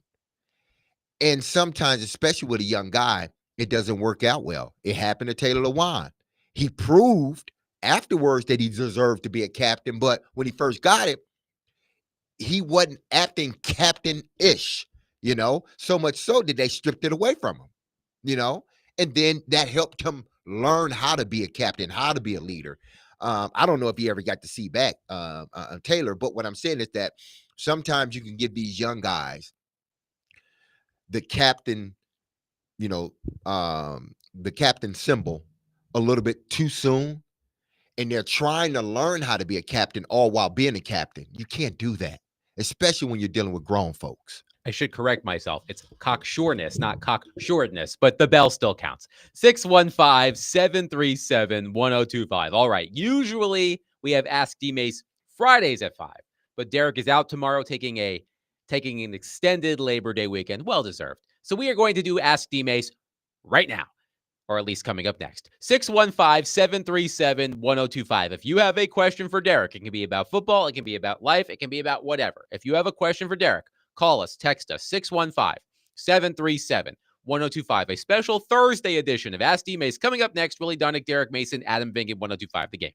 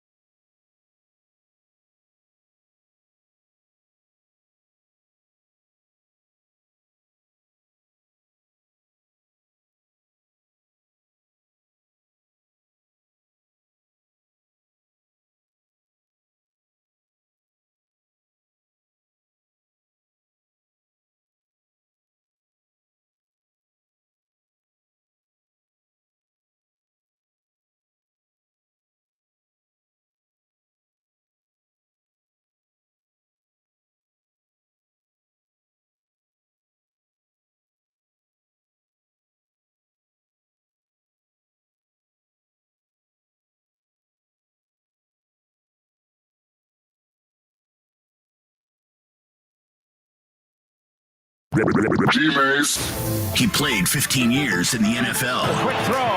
Touchdown, Derek Mason. He had over 12,000 receiving yards. Midfield, and there he goes.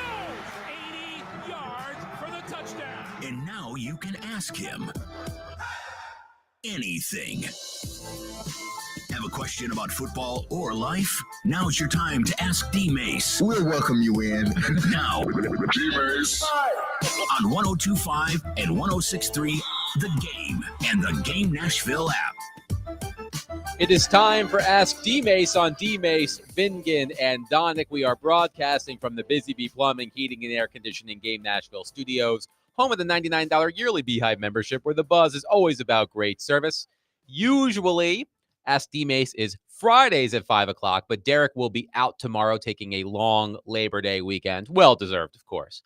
So we did not want to deprive you of Ask D-Mace, so we moved it up one day ahead, I should say, so that you can all ask D-Mace whatever it is that you want at 615-737-1025. Call us, text us. Our phone and text lines are driven by WilsonCountyHyundai.com. Derek is open to pretty much everything. Absolutely. I have not heard you turn down the opportunity to answer a question. At least not yet. Not yet. But I'm sort of testing the boundaries here. I'm trying to find the kinds of questions that may give Derek Mason pause. But let's start with Andrew from Dover on our text line. He says, D-Mace, if Cam Ward's first NFL touchdown is thrown to another rookie for their first NFL touchdown, who gets the ball? Oh, wow. The quarter. That's a good one. That's really a good question. Do they cut it in half? Wow. I think Cam would give it to either DK or Helm or Io Manor, because that's who we're talking about, one of those three. Mm-hmm. But then they would turn around and try to give it to Cam. So flip a coin. I don't know. That's a good one, though. That's a tough one. Typically, the quarterback says give it to the receiver. So let's go to Jim on our phone line, driven by WilsonCountyHyundai.com. Jim, thank you for calling. Please go ahead. Jim, are you there? This is Jim, originally from Kalamazoo, Michigan State fan. Okay. Here's my question. College football players are making so much money now with NIL deals. In a few years from now, they'll be making potentially tens of millions of dollars. Here's the question, and I'll hang up and listen. Is this going to make them less hungry to endure the pain and the difficulties and the hardships of the NFL, or they're going to be less hungry since they're already rich than yesterday's players were? Thanks, Jim. That's a good question. It really is.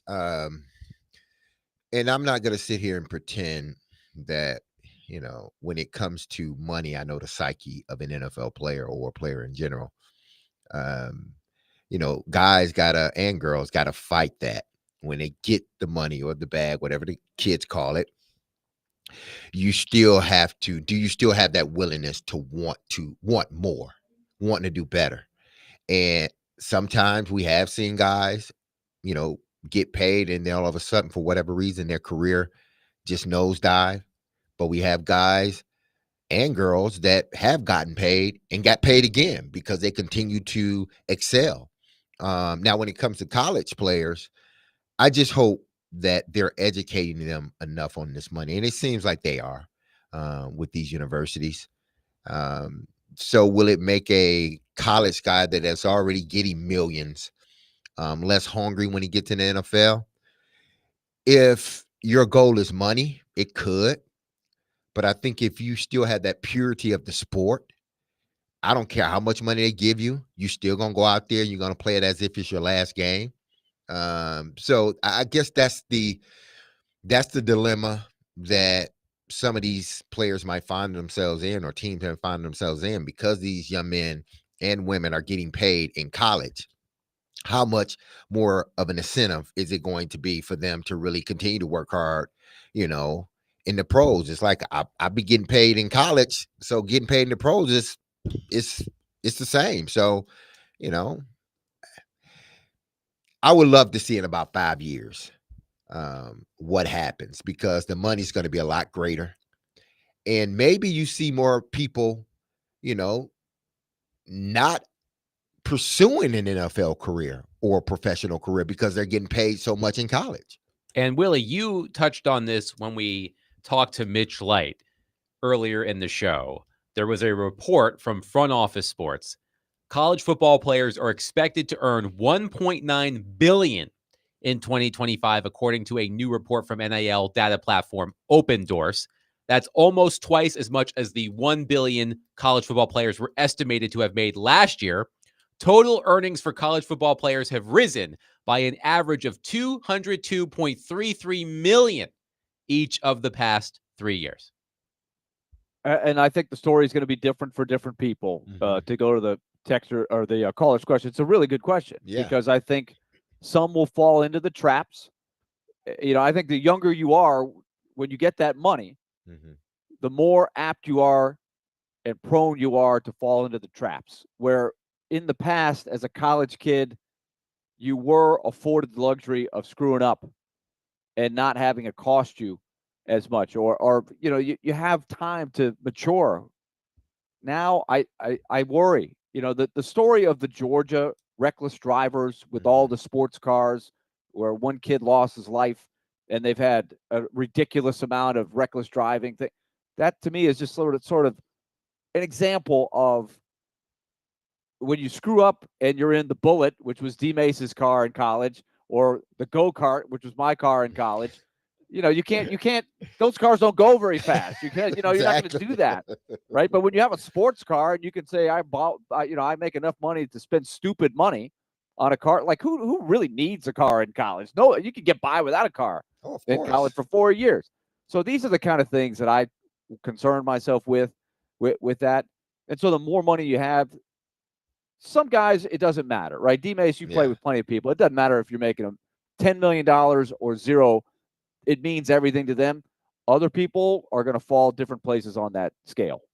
Let's go to Al on our phone line, driven by Wilson County Hyundai.com. Al, thank you for calling. Go ahead. Hey, gentlemen. It's hard to follow such a very serious, tough question there, and that was a great question. But let me get to a more serious question.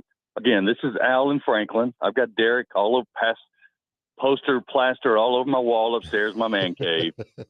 Willie, yes, it's green Gatorade. You remember. But anyway, let's address the serious elephant in the room. Derek Mason. If you were to marry Taylor Swift, hold on. Okay. Would you sign a prenup, Derek Mason? So let's hear it, because I'm very serious about this. Okay. If Thank you, Al. Thank you, Al. Appreciate it. Yeah, I would sign one. I have no problem with signing one. If me marrying her, I have no problem signing one. Because my thing is, what you brought into relationship is yours. What I bring into the relationship is mine. What we do together is ours. So if you brought in $1 billion, you leaving with your money. I don't want your money. Okay. And if I came in with my money, it ain't $1 billion, but you ain't touching my money. Anything that we make, like, we're going to put a pool together to pay the bills. So if it don't last, whatever money is in that bill money, that's what we split up. But other than that, you keep yours, I keep mine. That's the best way you keep things clean. No argument, no nothing. You take what you came in with, I take what I came in with. Now, if y'all made it together, that's different. Split it down the middle, boom, do your thing. That's me. I would love to get a gander at this prenup, if there is a prenup. I'm sure. Oh, it's so ironclad, boy! Oh boy, it's so ironclad. It's pathetic, man. Oh man. It might just be one sheet. You get nothing if we divorce. That's what it may be. Thank you for the call, Al. Okay, I want Willie's response to this as well. One texter says, "Which takes more athletic ability, professional golfer or baseball pitcher?" Ooh, Willie, you may want to answer that one. What you think, Willie? It's a pitcher. No, more athleticism. Athleticism. Look, we could debate from now until 2030 on what is athleticism. The different people have different opinions, but I think it takes more. How I define athletic ability to be a pitcher, and it's not even close. But does it? Okay, when you're thinking about the workout regimen. Couldn't a pitcher and a golfer do the same thing? as far as working out? I'm outside of their arms, outside of the the motion of throwing a baseball and the motion of swinging a golf club, because neither one of them have to be in superior condition. You may want to be because of all the walking or the throwing of the pitches, but you don't need to run a mile in X amount of time and pass the test, I think, to be a pitcher or a golfer. But for pitching, there is a little bit more of explosion, and you have to be able to react off the mound. You do have to be able to, field your position. Exactly. I just think there's more of that in baseball than golf. Golf is one of the highest skilled mentally, because I think the skill, honestly, the skill is about the same. Mm-hmm. It's an incredible skilled thing. You have to repeat your delivery in baseball over and over and over, same as a golf swing, right? Mm-hmm. The mental toughness of it is equal, I think, in both. The mental toughness on a golfer is 10 out of 10. Same with a pitcher. You have to have that. But I think the explosion and athleticism, there's a difference in a pitcher. Mm-hmm. Let's go to Eric on our phone line, driven by WilsonCountyHyundai.com. Eric, your dad joke and your question for Derek, please. First of all, before I get to both of those, just want to say, Derek, I hope you enjoy your Labor Day holiday weekend. Thank you, man. I appreciate it. Yeah, I'm glad I flipped over, guys, because I sometimes flip through station and I heard you on today, and I'm glad I did that, because I would have flipped over tomorrow. But I was like, I missed today, so I had to make sure I did that. Okay, here's my dad joke, and hopefully you will not have heard this one like you did last week. What did one wall say to the other wall? What's up? No, I don't know. No. Hey, I'll meet you at the corner. Okay. That's a dad joke. I take it. Okay. D-Mate's my Ask D-Mate question is this, and Willie knows this. I grew up a huge Dallas Cowboys fan, and there's still part of me that loves them. And when I found out, of course, a little while ago that Michael Parsons had been traded, my heart just sank. And it's just, Jerry Jones, it's just, I mean, I've heard former Cowboys, everybody tweeting. I know the fans are going to be mad at him. Of course, you're playing a week from tonight in Philadelphia. And, of course, I think like a few weeks later, they actually host Green Bay in the Sunday night game. So Parsons is going to be motivated. But do you think now that Jerry Jones has kind of become like, I guess it was like Al Davis, because I'm not going to say that necessarily senile, but Al Davis made just a lot of wild and crazy moves and everything. And a lot of people feels like, and unfortunately feels like that Jerry Jones is more interested in getting his name out there and rebounding and making money than it is about seriously winning. Because I know that frustrates them, especially what the Eagles have done, winning, I guess it's 2 Super Bowls in the last, whatever's been 5, 6 years or whatever it is. Just wanted to get your thoughts on that. Guys, y'all take care. We'll talk to you soon. Y'all, and all of y'all have a great Labor Day holiday weekend. Thank you, Eric. Thank you, Eric. Here's the deal with, I think, what's going on with Jerry. I don't think Jerry is senile by no means. If you listen to Jerry when he was doing that interview with Stephen A., Jerry is full aware of what's going on. And especially when it comes to the Dallas Cowboys, whether you like Jerry or not, if you listen to that interview, you would understand what I'm saying. But I think what's happening with Jerry is this. I think that star, because they're not winning championships, it may mean everything when it comes to endorsements, being a number one, franchise and all that other stuff. But when it comes to players and winning championships, it doesn't mean that much anymore. Now guys want to be a part of this whole hoopla, which is called the Dallas Cowboys, this circus, which is called the Dallas Cowboys. Didn't a couple years ago, guys were complaining about people coming into the building and always there, and they felt like they were, pets at a zoo. It was something about stadium. It was something about stadium tours when the players were there, practice and stuff, training and stuff. Exactly. So that stuff, whereas it's great for Jerry and his business, but when you're talking about winning football games and keeping your players there, I think the star is starting to lose some of its shine, because Jerry seems to be, in their mind, putting the star above winning. Back in the day when he was winning 3 championships, hey, okay, let's do this. But when you haven't won a championship in over 2 decades, you haven't even been close to winning a championship over 2 decades. That star don't look the same anymore. That star, I don't care how big it is in Texas. Outside of Texas, that star is not shining. You are not America's team anymore. You're trying to continue to keep them America's team, but you're not America's team anymore, Jerry. And that star doesn't have the shine that it used to, especially with players. Endorsements, companies, yeah, they want to be a part of it. Industry, they want to be a part of it. But players, they're like, man, you ain't won a damn we ain't won a championship in over 20 years. We haven't even been close. So why am I here? I can go get paid somewhere else and be on a team that is serious about winning championships, not just talking about it.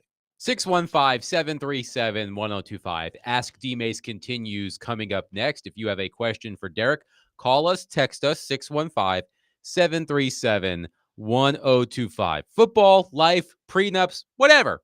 You can ask Derek coming up next at 615-737-1025. Willie Donick, Derek Mason, Adam Vingan, 1025 The Game.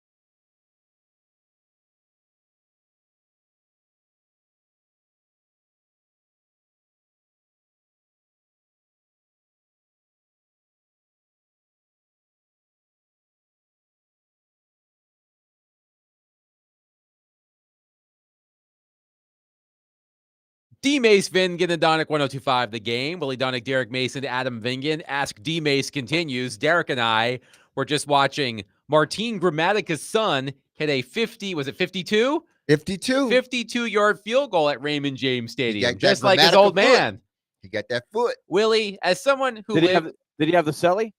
He did celebrate hard. Yeah, he not was, like his dad. Amped. Because didn't his dad blow out his knee celebrating? Yeah. Well, yes. was that his brother? It was one of them. There were two Grammaticas. One of them did blow out their knee, but they both had a great celebration, right?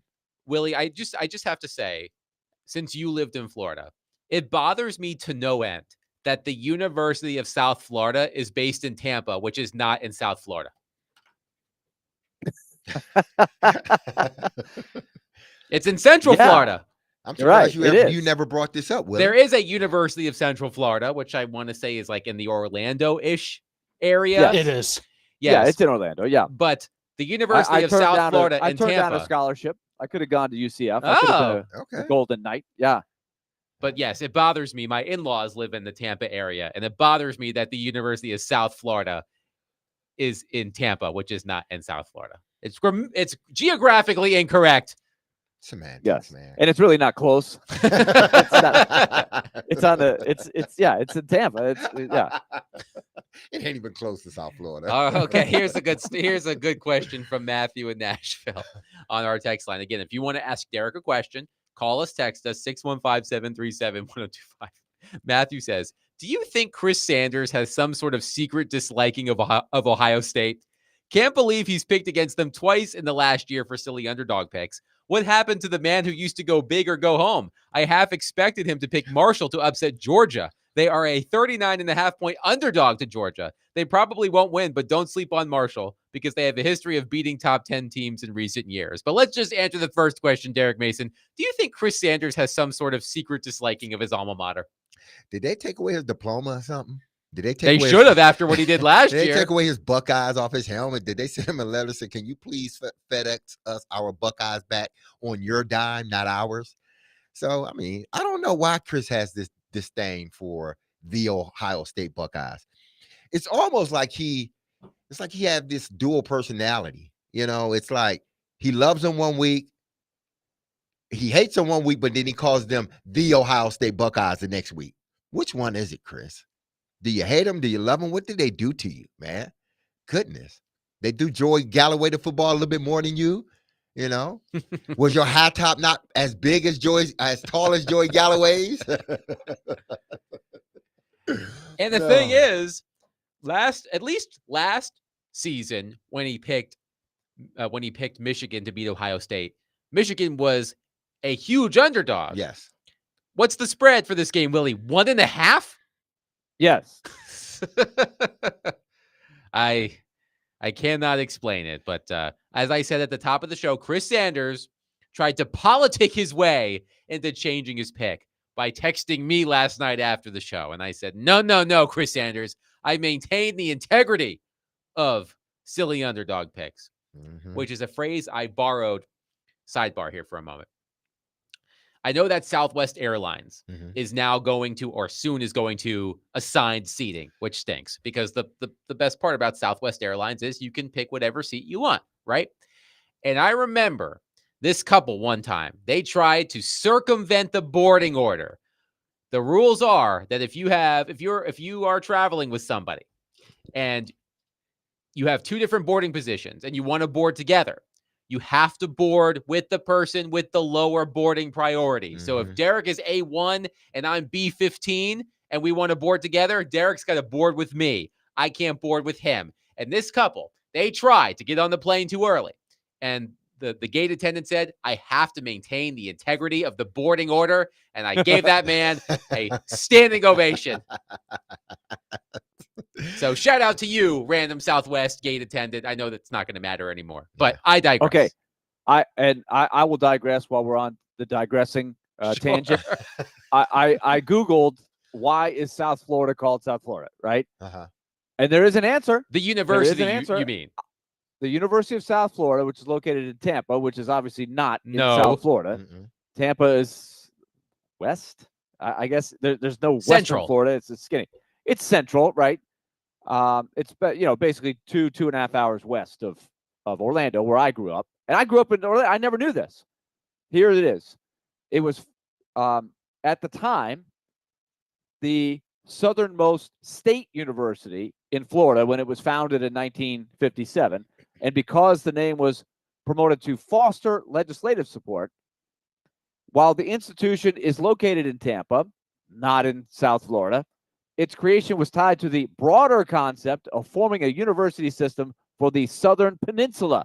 And the name South Florida also encompasses areas including Fort Lauderdale and Miami. So I guess if you know, you know. It doesn't make any sense to me. Yeah, still don't make no sense. Makes zero sense. Craig. Makes zero sense. Craig on our text line says, Derek, do you think the Titans starting the season on the road with less personal distractions will be a good thing? It can be, but you're going up against a very good team in the Denver Broncos. I tend to like traveling. Especially first game of the season, because it is getting away and no distractions, and your regimen is set. And there's no downtime. So I would rather, first game of the season, or I didn't mind traveling, especially, like the Titans are with a young team and young quarterback. Because even though you get the benefit of the crowd not being as loud at home, I think the expectation and the pressure is a little bit more when you're at home that first game of the season and you're a rookie quarterback or a young team. I think when you go on the road, the mentality, as it is with any, team, whether it be baseball, basketball, hockey, when you go on the road, it's what? Us against them. Us against the world, and you take on that mentality.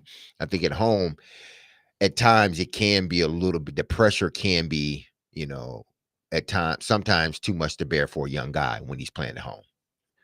One texter, Ryan, on our conversation with Micah Parsons. This isn't a question, but I do want to respond to it. First of all, he actually wants to respond to your take on the Cowboys from earlier. Ryan says, the star isn't crap and won't be until Jerry passes.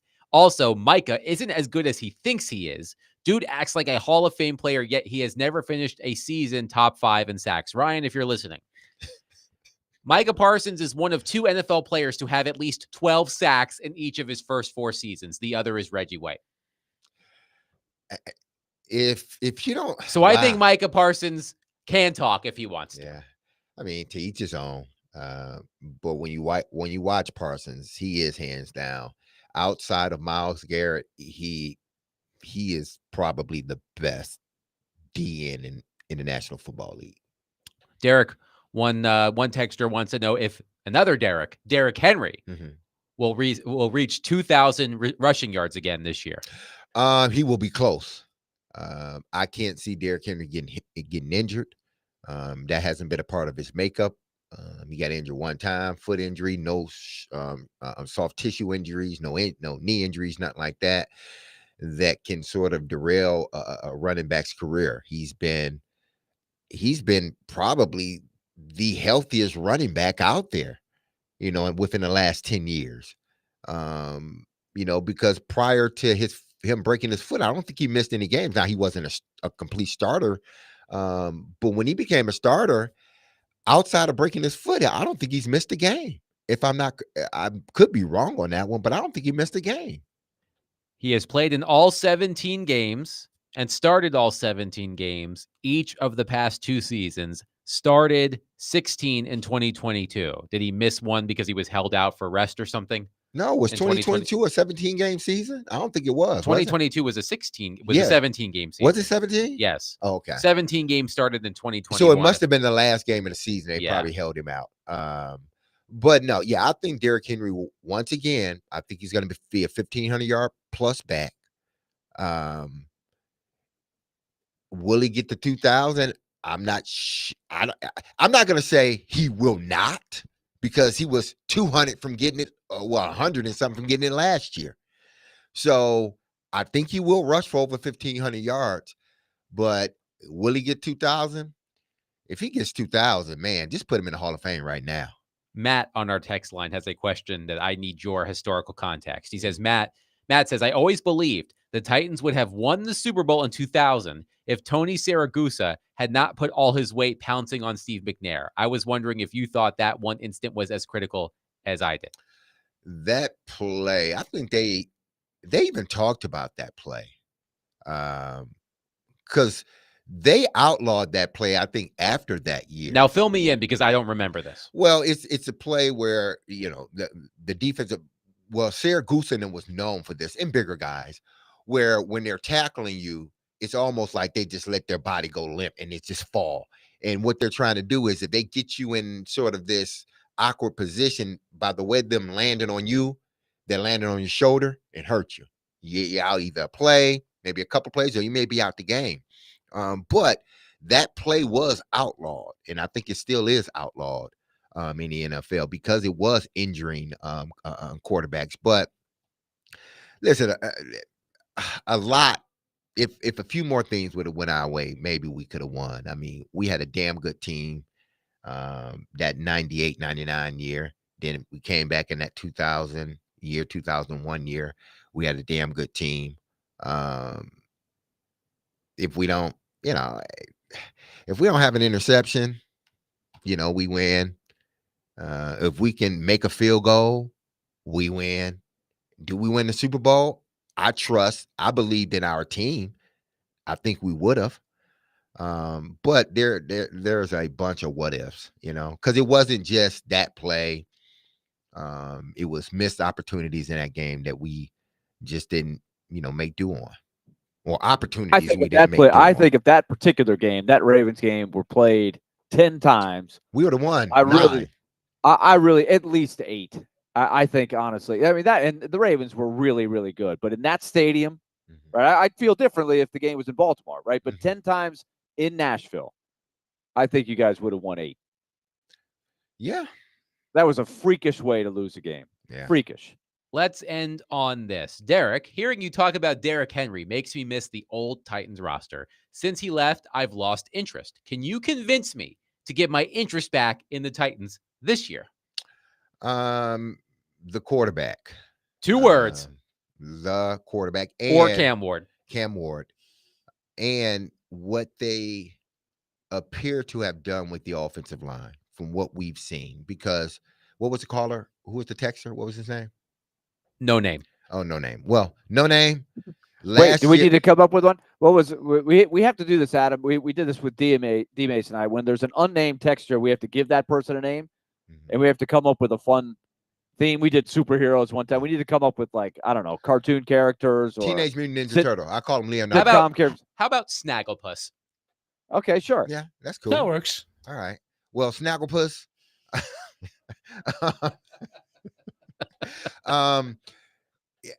One, the quarterback. 2, I think the offensive line.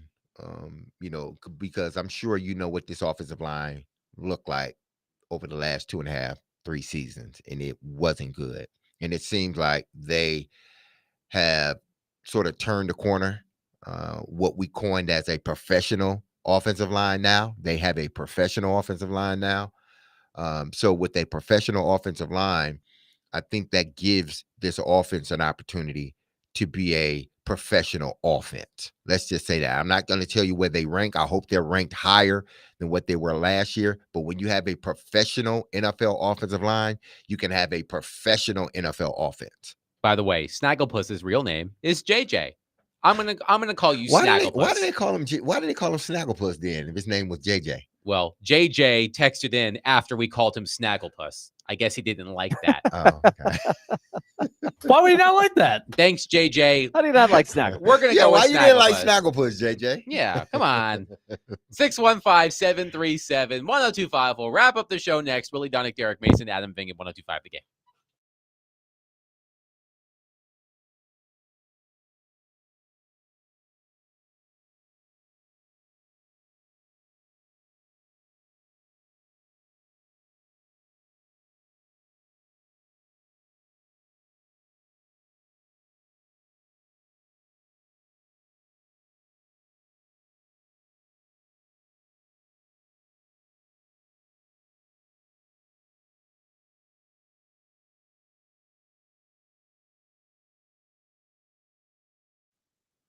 All right, attention. If you are out there and you fit this category, got stuck with a high mortgage rate because the interest rates were high at the time, and you're like, this is when I have to get one, so I got to get it.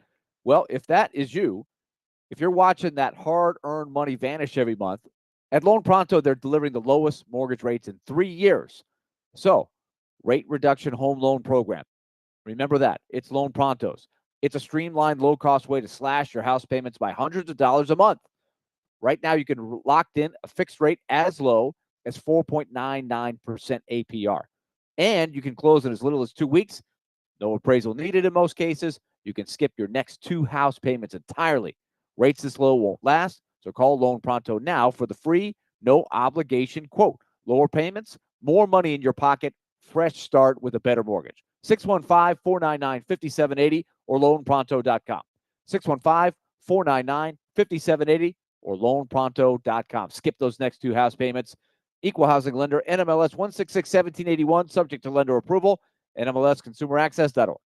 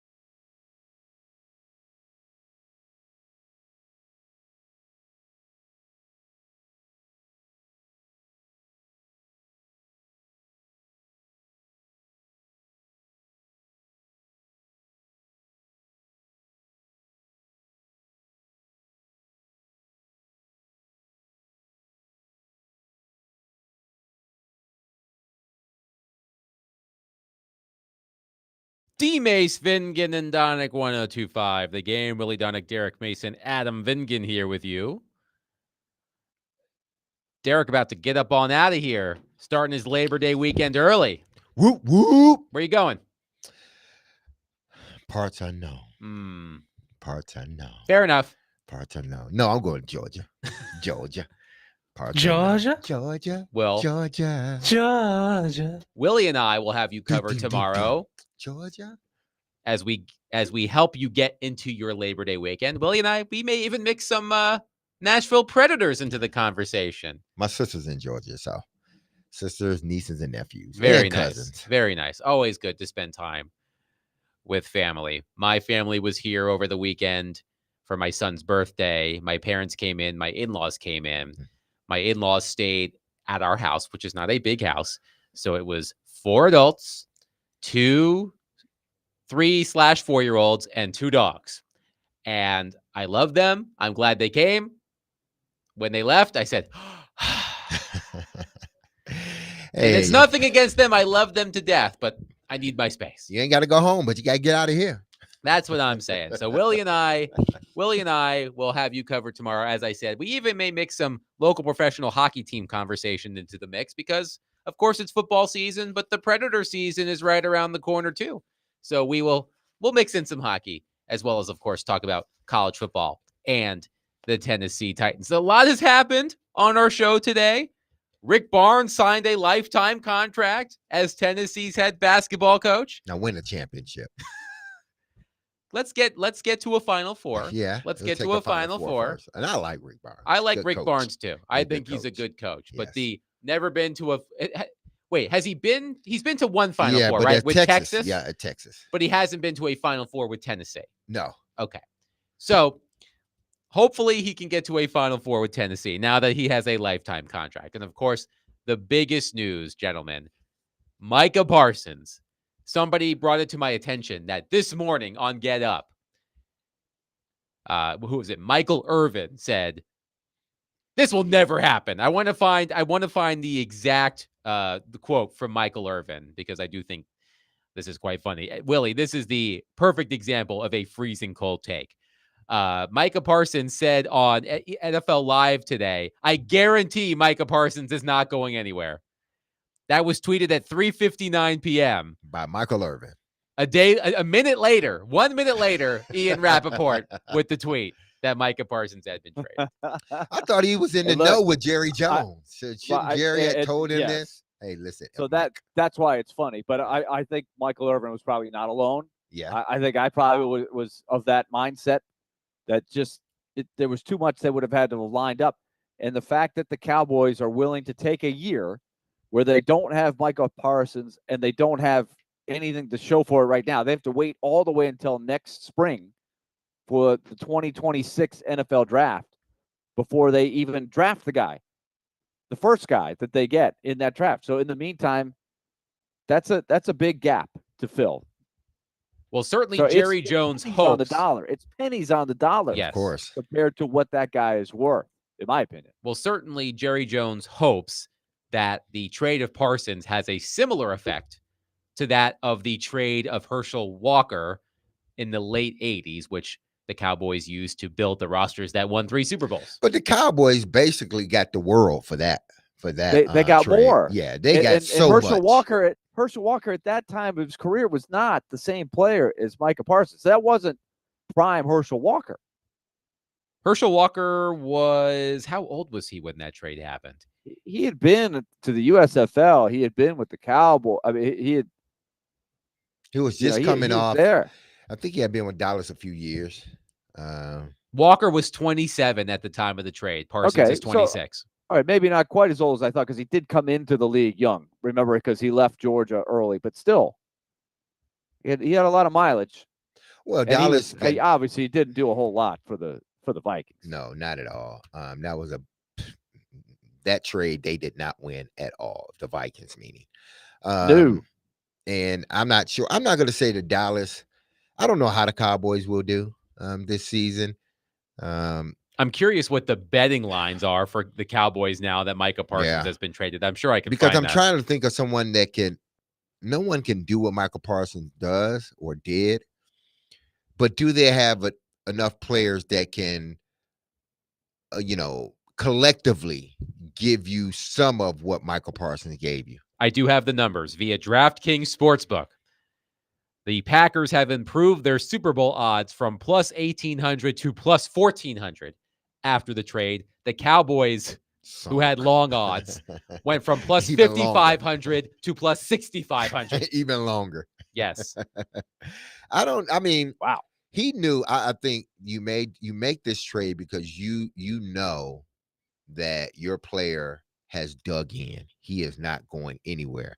And those podcasts that you did, getting on Stephen A's podcast and Michael Irvin, that didn't help you not one bit. It just made it worse because, you started to talk about the player and then you started to talk about the agent and all this stuff involved, circumventing the agent, talking to the players. Like, after a while, man, again, the star doesn't have the shine on the players like it used to. It may still have some of it with companies, but when it comes to players, until Dallas start winning championships again, that star will never shine again. One texter just sent in a screenshot of an ad on Facebook. Do your favorite foods cause gout? Wrong program, texter. You meant that for the morning show. Well, he believed they will get it tomorrow morning. Okay. Yeah. Well, Joe, there is a text waiting for you. I don't have gout. Derek doesn't have gout. No. Willie doesn't have gout. David doesn't have gout. Joe Rexroad has gout. Yeah. So wrong program, texter. Send something about a pillow or something. No, I'm reading Teresa Walker's story on the Associated Press about Cam Ward being among the 7 Titans captains for this season. And here is a graph. Ward is one of 7 Titans voted as team captains for the season, and Coach Brian Callahan said the vote was pretty close to unanimous for Ward. My question, who held out? Yeah, who was the one person that held Pretty out? close to unanimous. It wasn't unanimous, according to Brian Callahan. Pretty close to unanimous. So who didn't vote for Cam Ward? Yeah, I want to know. Just the fact that it was close to unanimous is noteworthy for me. If I were a veteran player, I would have to be pretty impressed with a rookie to consider voting for a rookie, even if he were the quarterback. That's how I would look at it. I don't know how people feel today. I'm from a different generation, but I don't think that was a shoo-in, right? If it's the players, the players know. The players know. Because a lot of the best player doesn't always end up the captain. The best player on the team may not end up the captain. Okay, so in this case, is Cam Ward the best player on the team? Probably at this point, no. But I think he showed enough. Because you're not getting named a captain until you show those veteran guys that you're about your business, that you're capable of leading. Because essentially, it's a 30-year-old or a 35-year-old saying, I'm going to be led by a 22-year-old or a 23-year-old. The only way that is going to happen is you show me that you can do it. And Cam obviously has shown those veteran guys, those 32, 33, 34-year-old guys, that he's capable of leading. So that's a good thing. I just want to take a moment again I know some Dallas sports fans, and man, to lose Luka Doncic and Micah Parsons, 2 of the best players in their respective leagues at the same time, in the primes of their careers, that is something, man. Now, again, I know that the Mavericks sort of made up for it by winning the lottery and drafting Cooper Flagg. So I guess this means that the Cowboys will somehow find themselves with the worst record in the NFL. Arch Manning, come on down to Dallas. Everything will be okay. So, so they traded away Luka Doncic. Yes. They trade away Michael Parsons. Mm-hmm. Who's next? Who's on Dallas Stars they can trade away? Well, the Dallas Stars, Willie, you'll appreciate this, did tweet that they have not traded Mikko Rantanen. Exactly. I was about to say, who can they trade away? They said he's still a member of the Dallas Stars. So, oh man, hey, the Mets will take Jacob deGrom back if that's something the Rangers would be interested in. But I don't think that the trade deadline is passed, so that ship has sailed. Hey, since all the Dallas Stars are Dallas are giving away all their stars. Dallas Stars, who you gonna give up? Which one of your marquee players you gonna give up? It's just a trend, and then who's next? What other Dallas team is gonna give up something? Paige Beckers. Yeah, she's next. They Watch just yourself, drafted her, so they Paige. might just want to trade her away right now. Yeah. That is true. That is true. But that'll do it for us today. Derek Mason, have a lovely, long Labor Day Thank weekend. Willie Donick and I will be back with you tomorrow at 3 o'clock to take you into your Labor Day weekend. Chad Withrow will join us on the program. We'll talk college football. We'll talk Titans. We're even going to talk some Nashville Predators as well. And we will do that all starting at 3 o'clock tomorrow. Be loved, love on your people. Have a safe, blessed, wonderful weekend. Because I'm not going to see you or you're not going to hear me tomorrow. But weekend. I love you. The show loves you. Peace.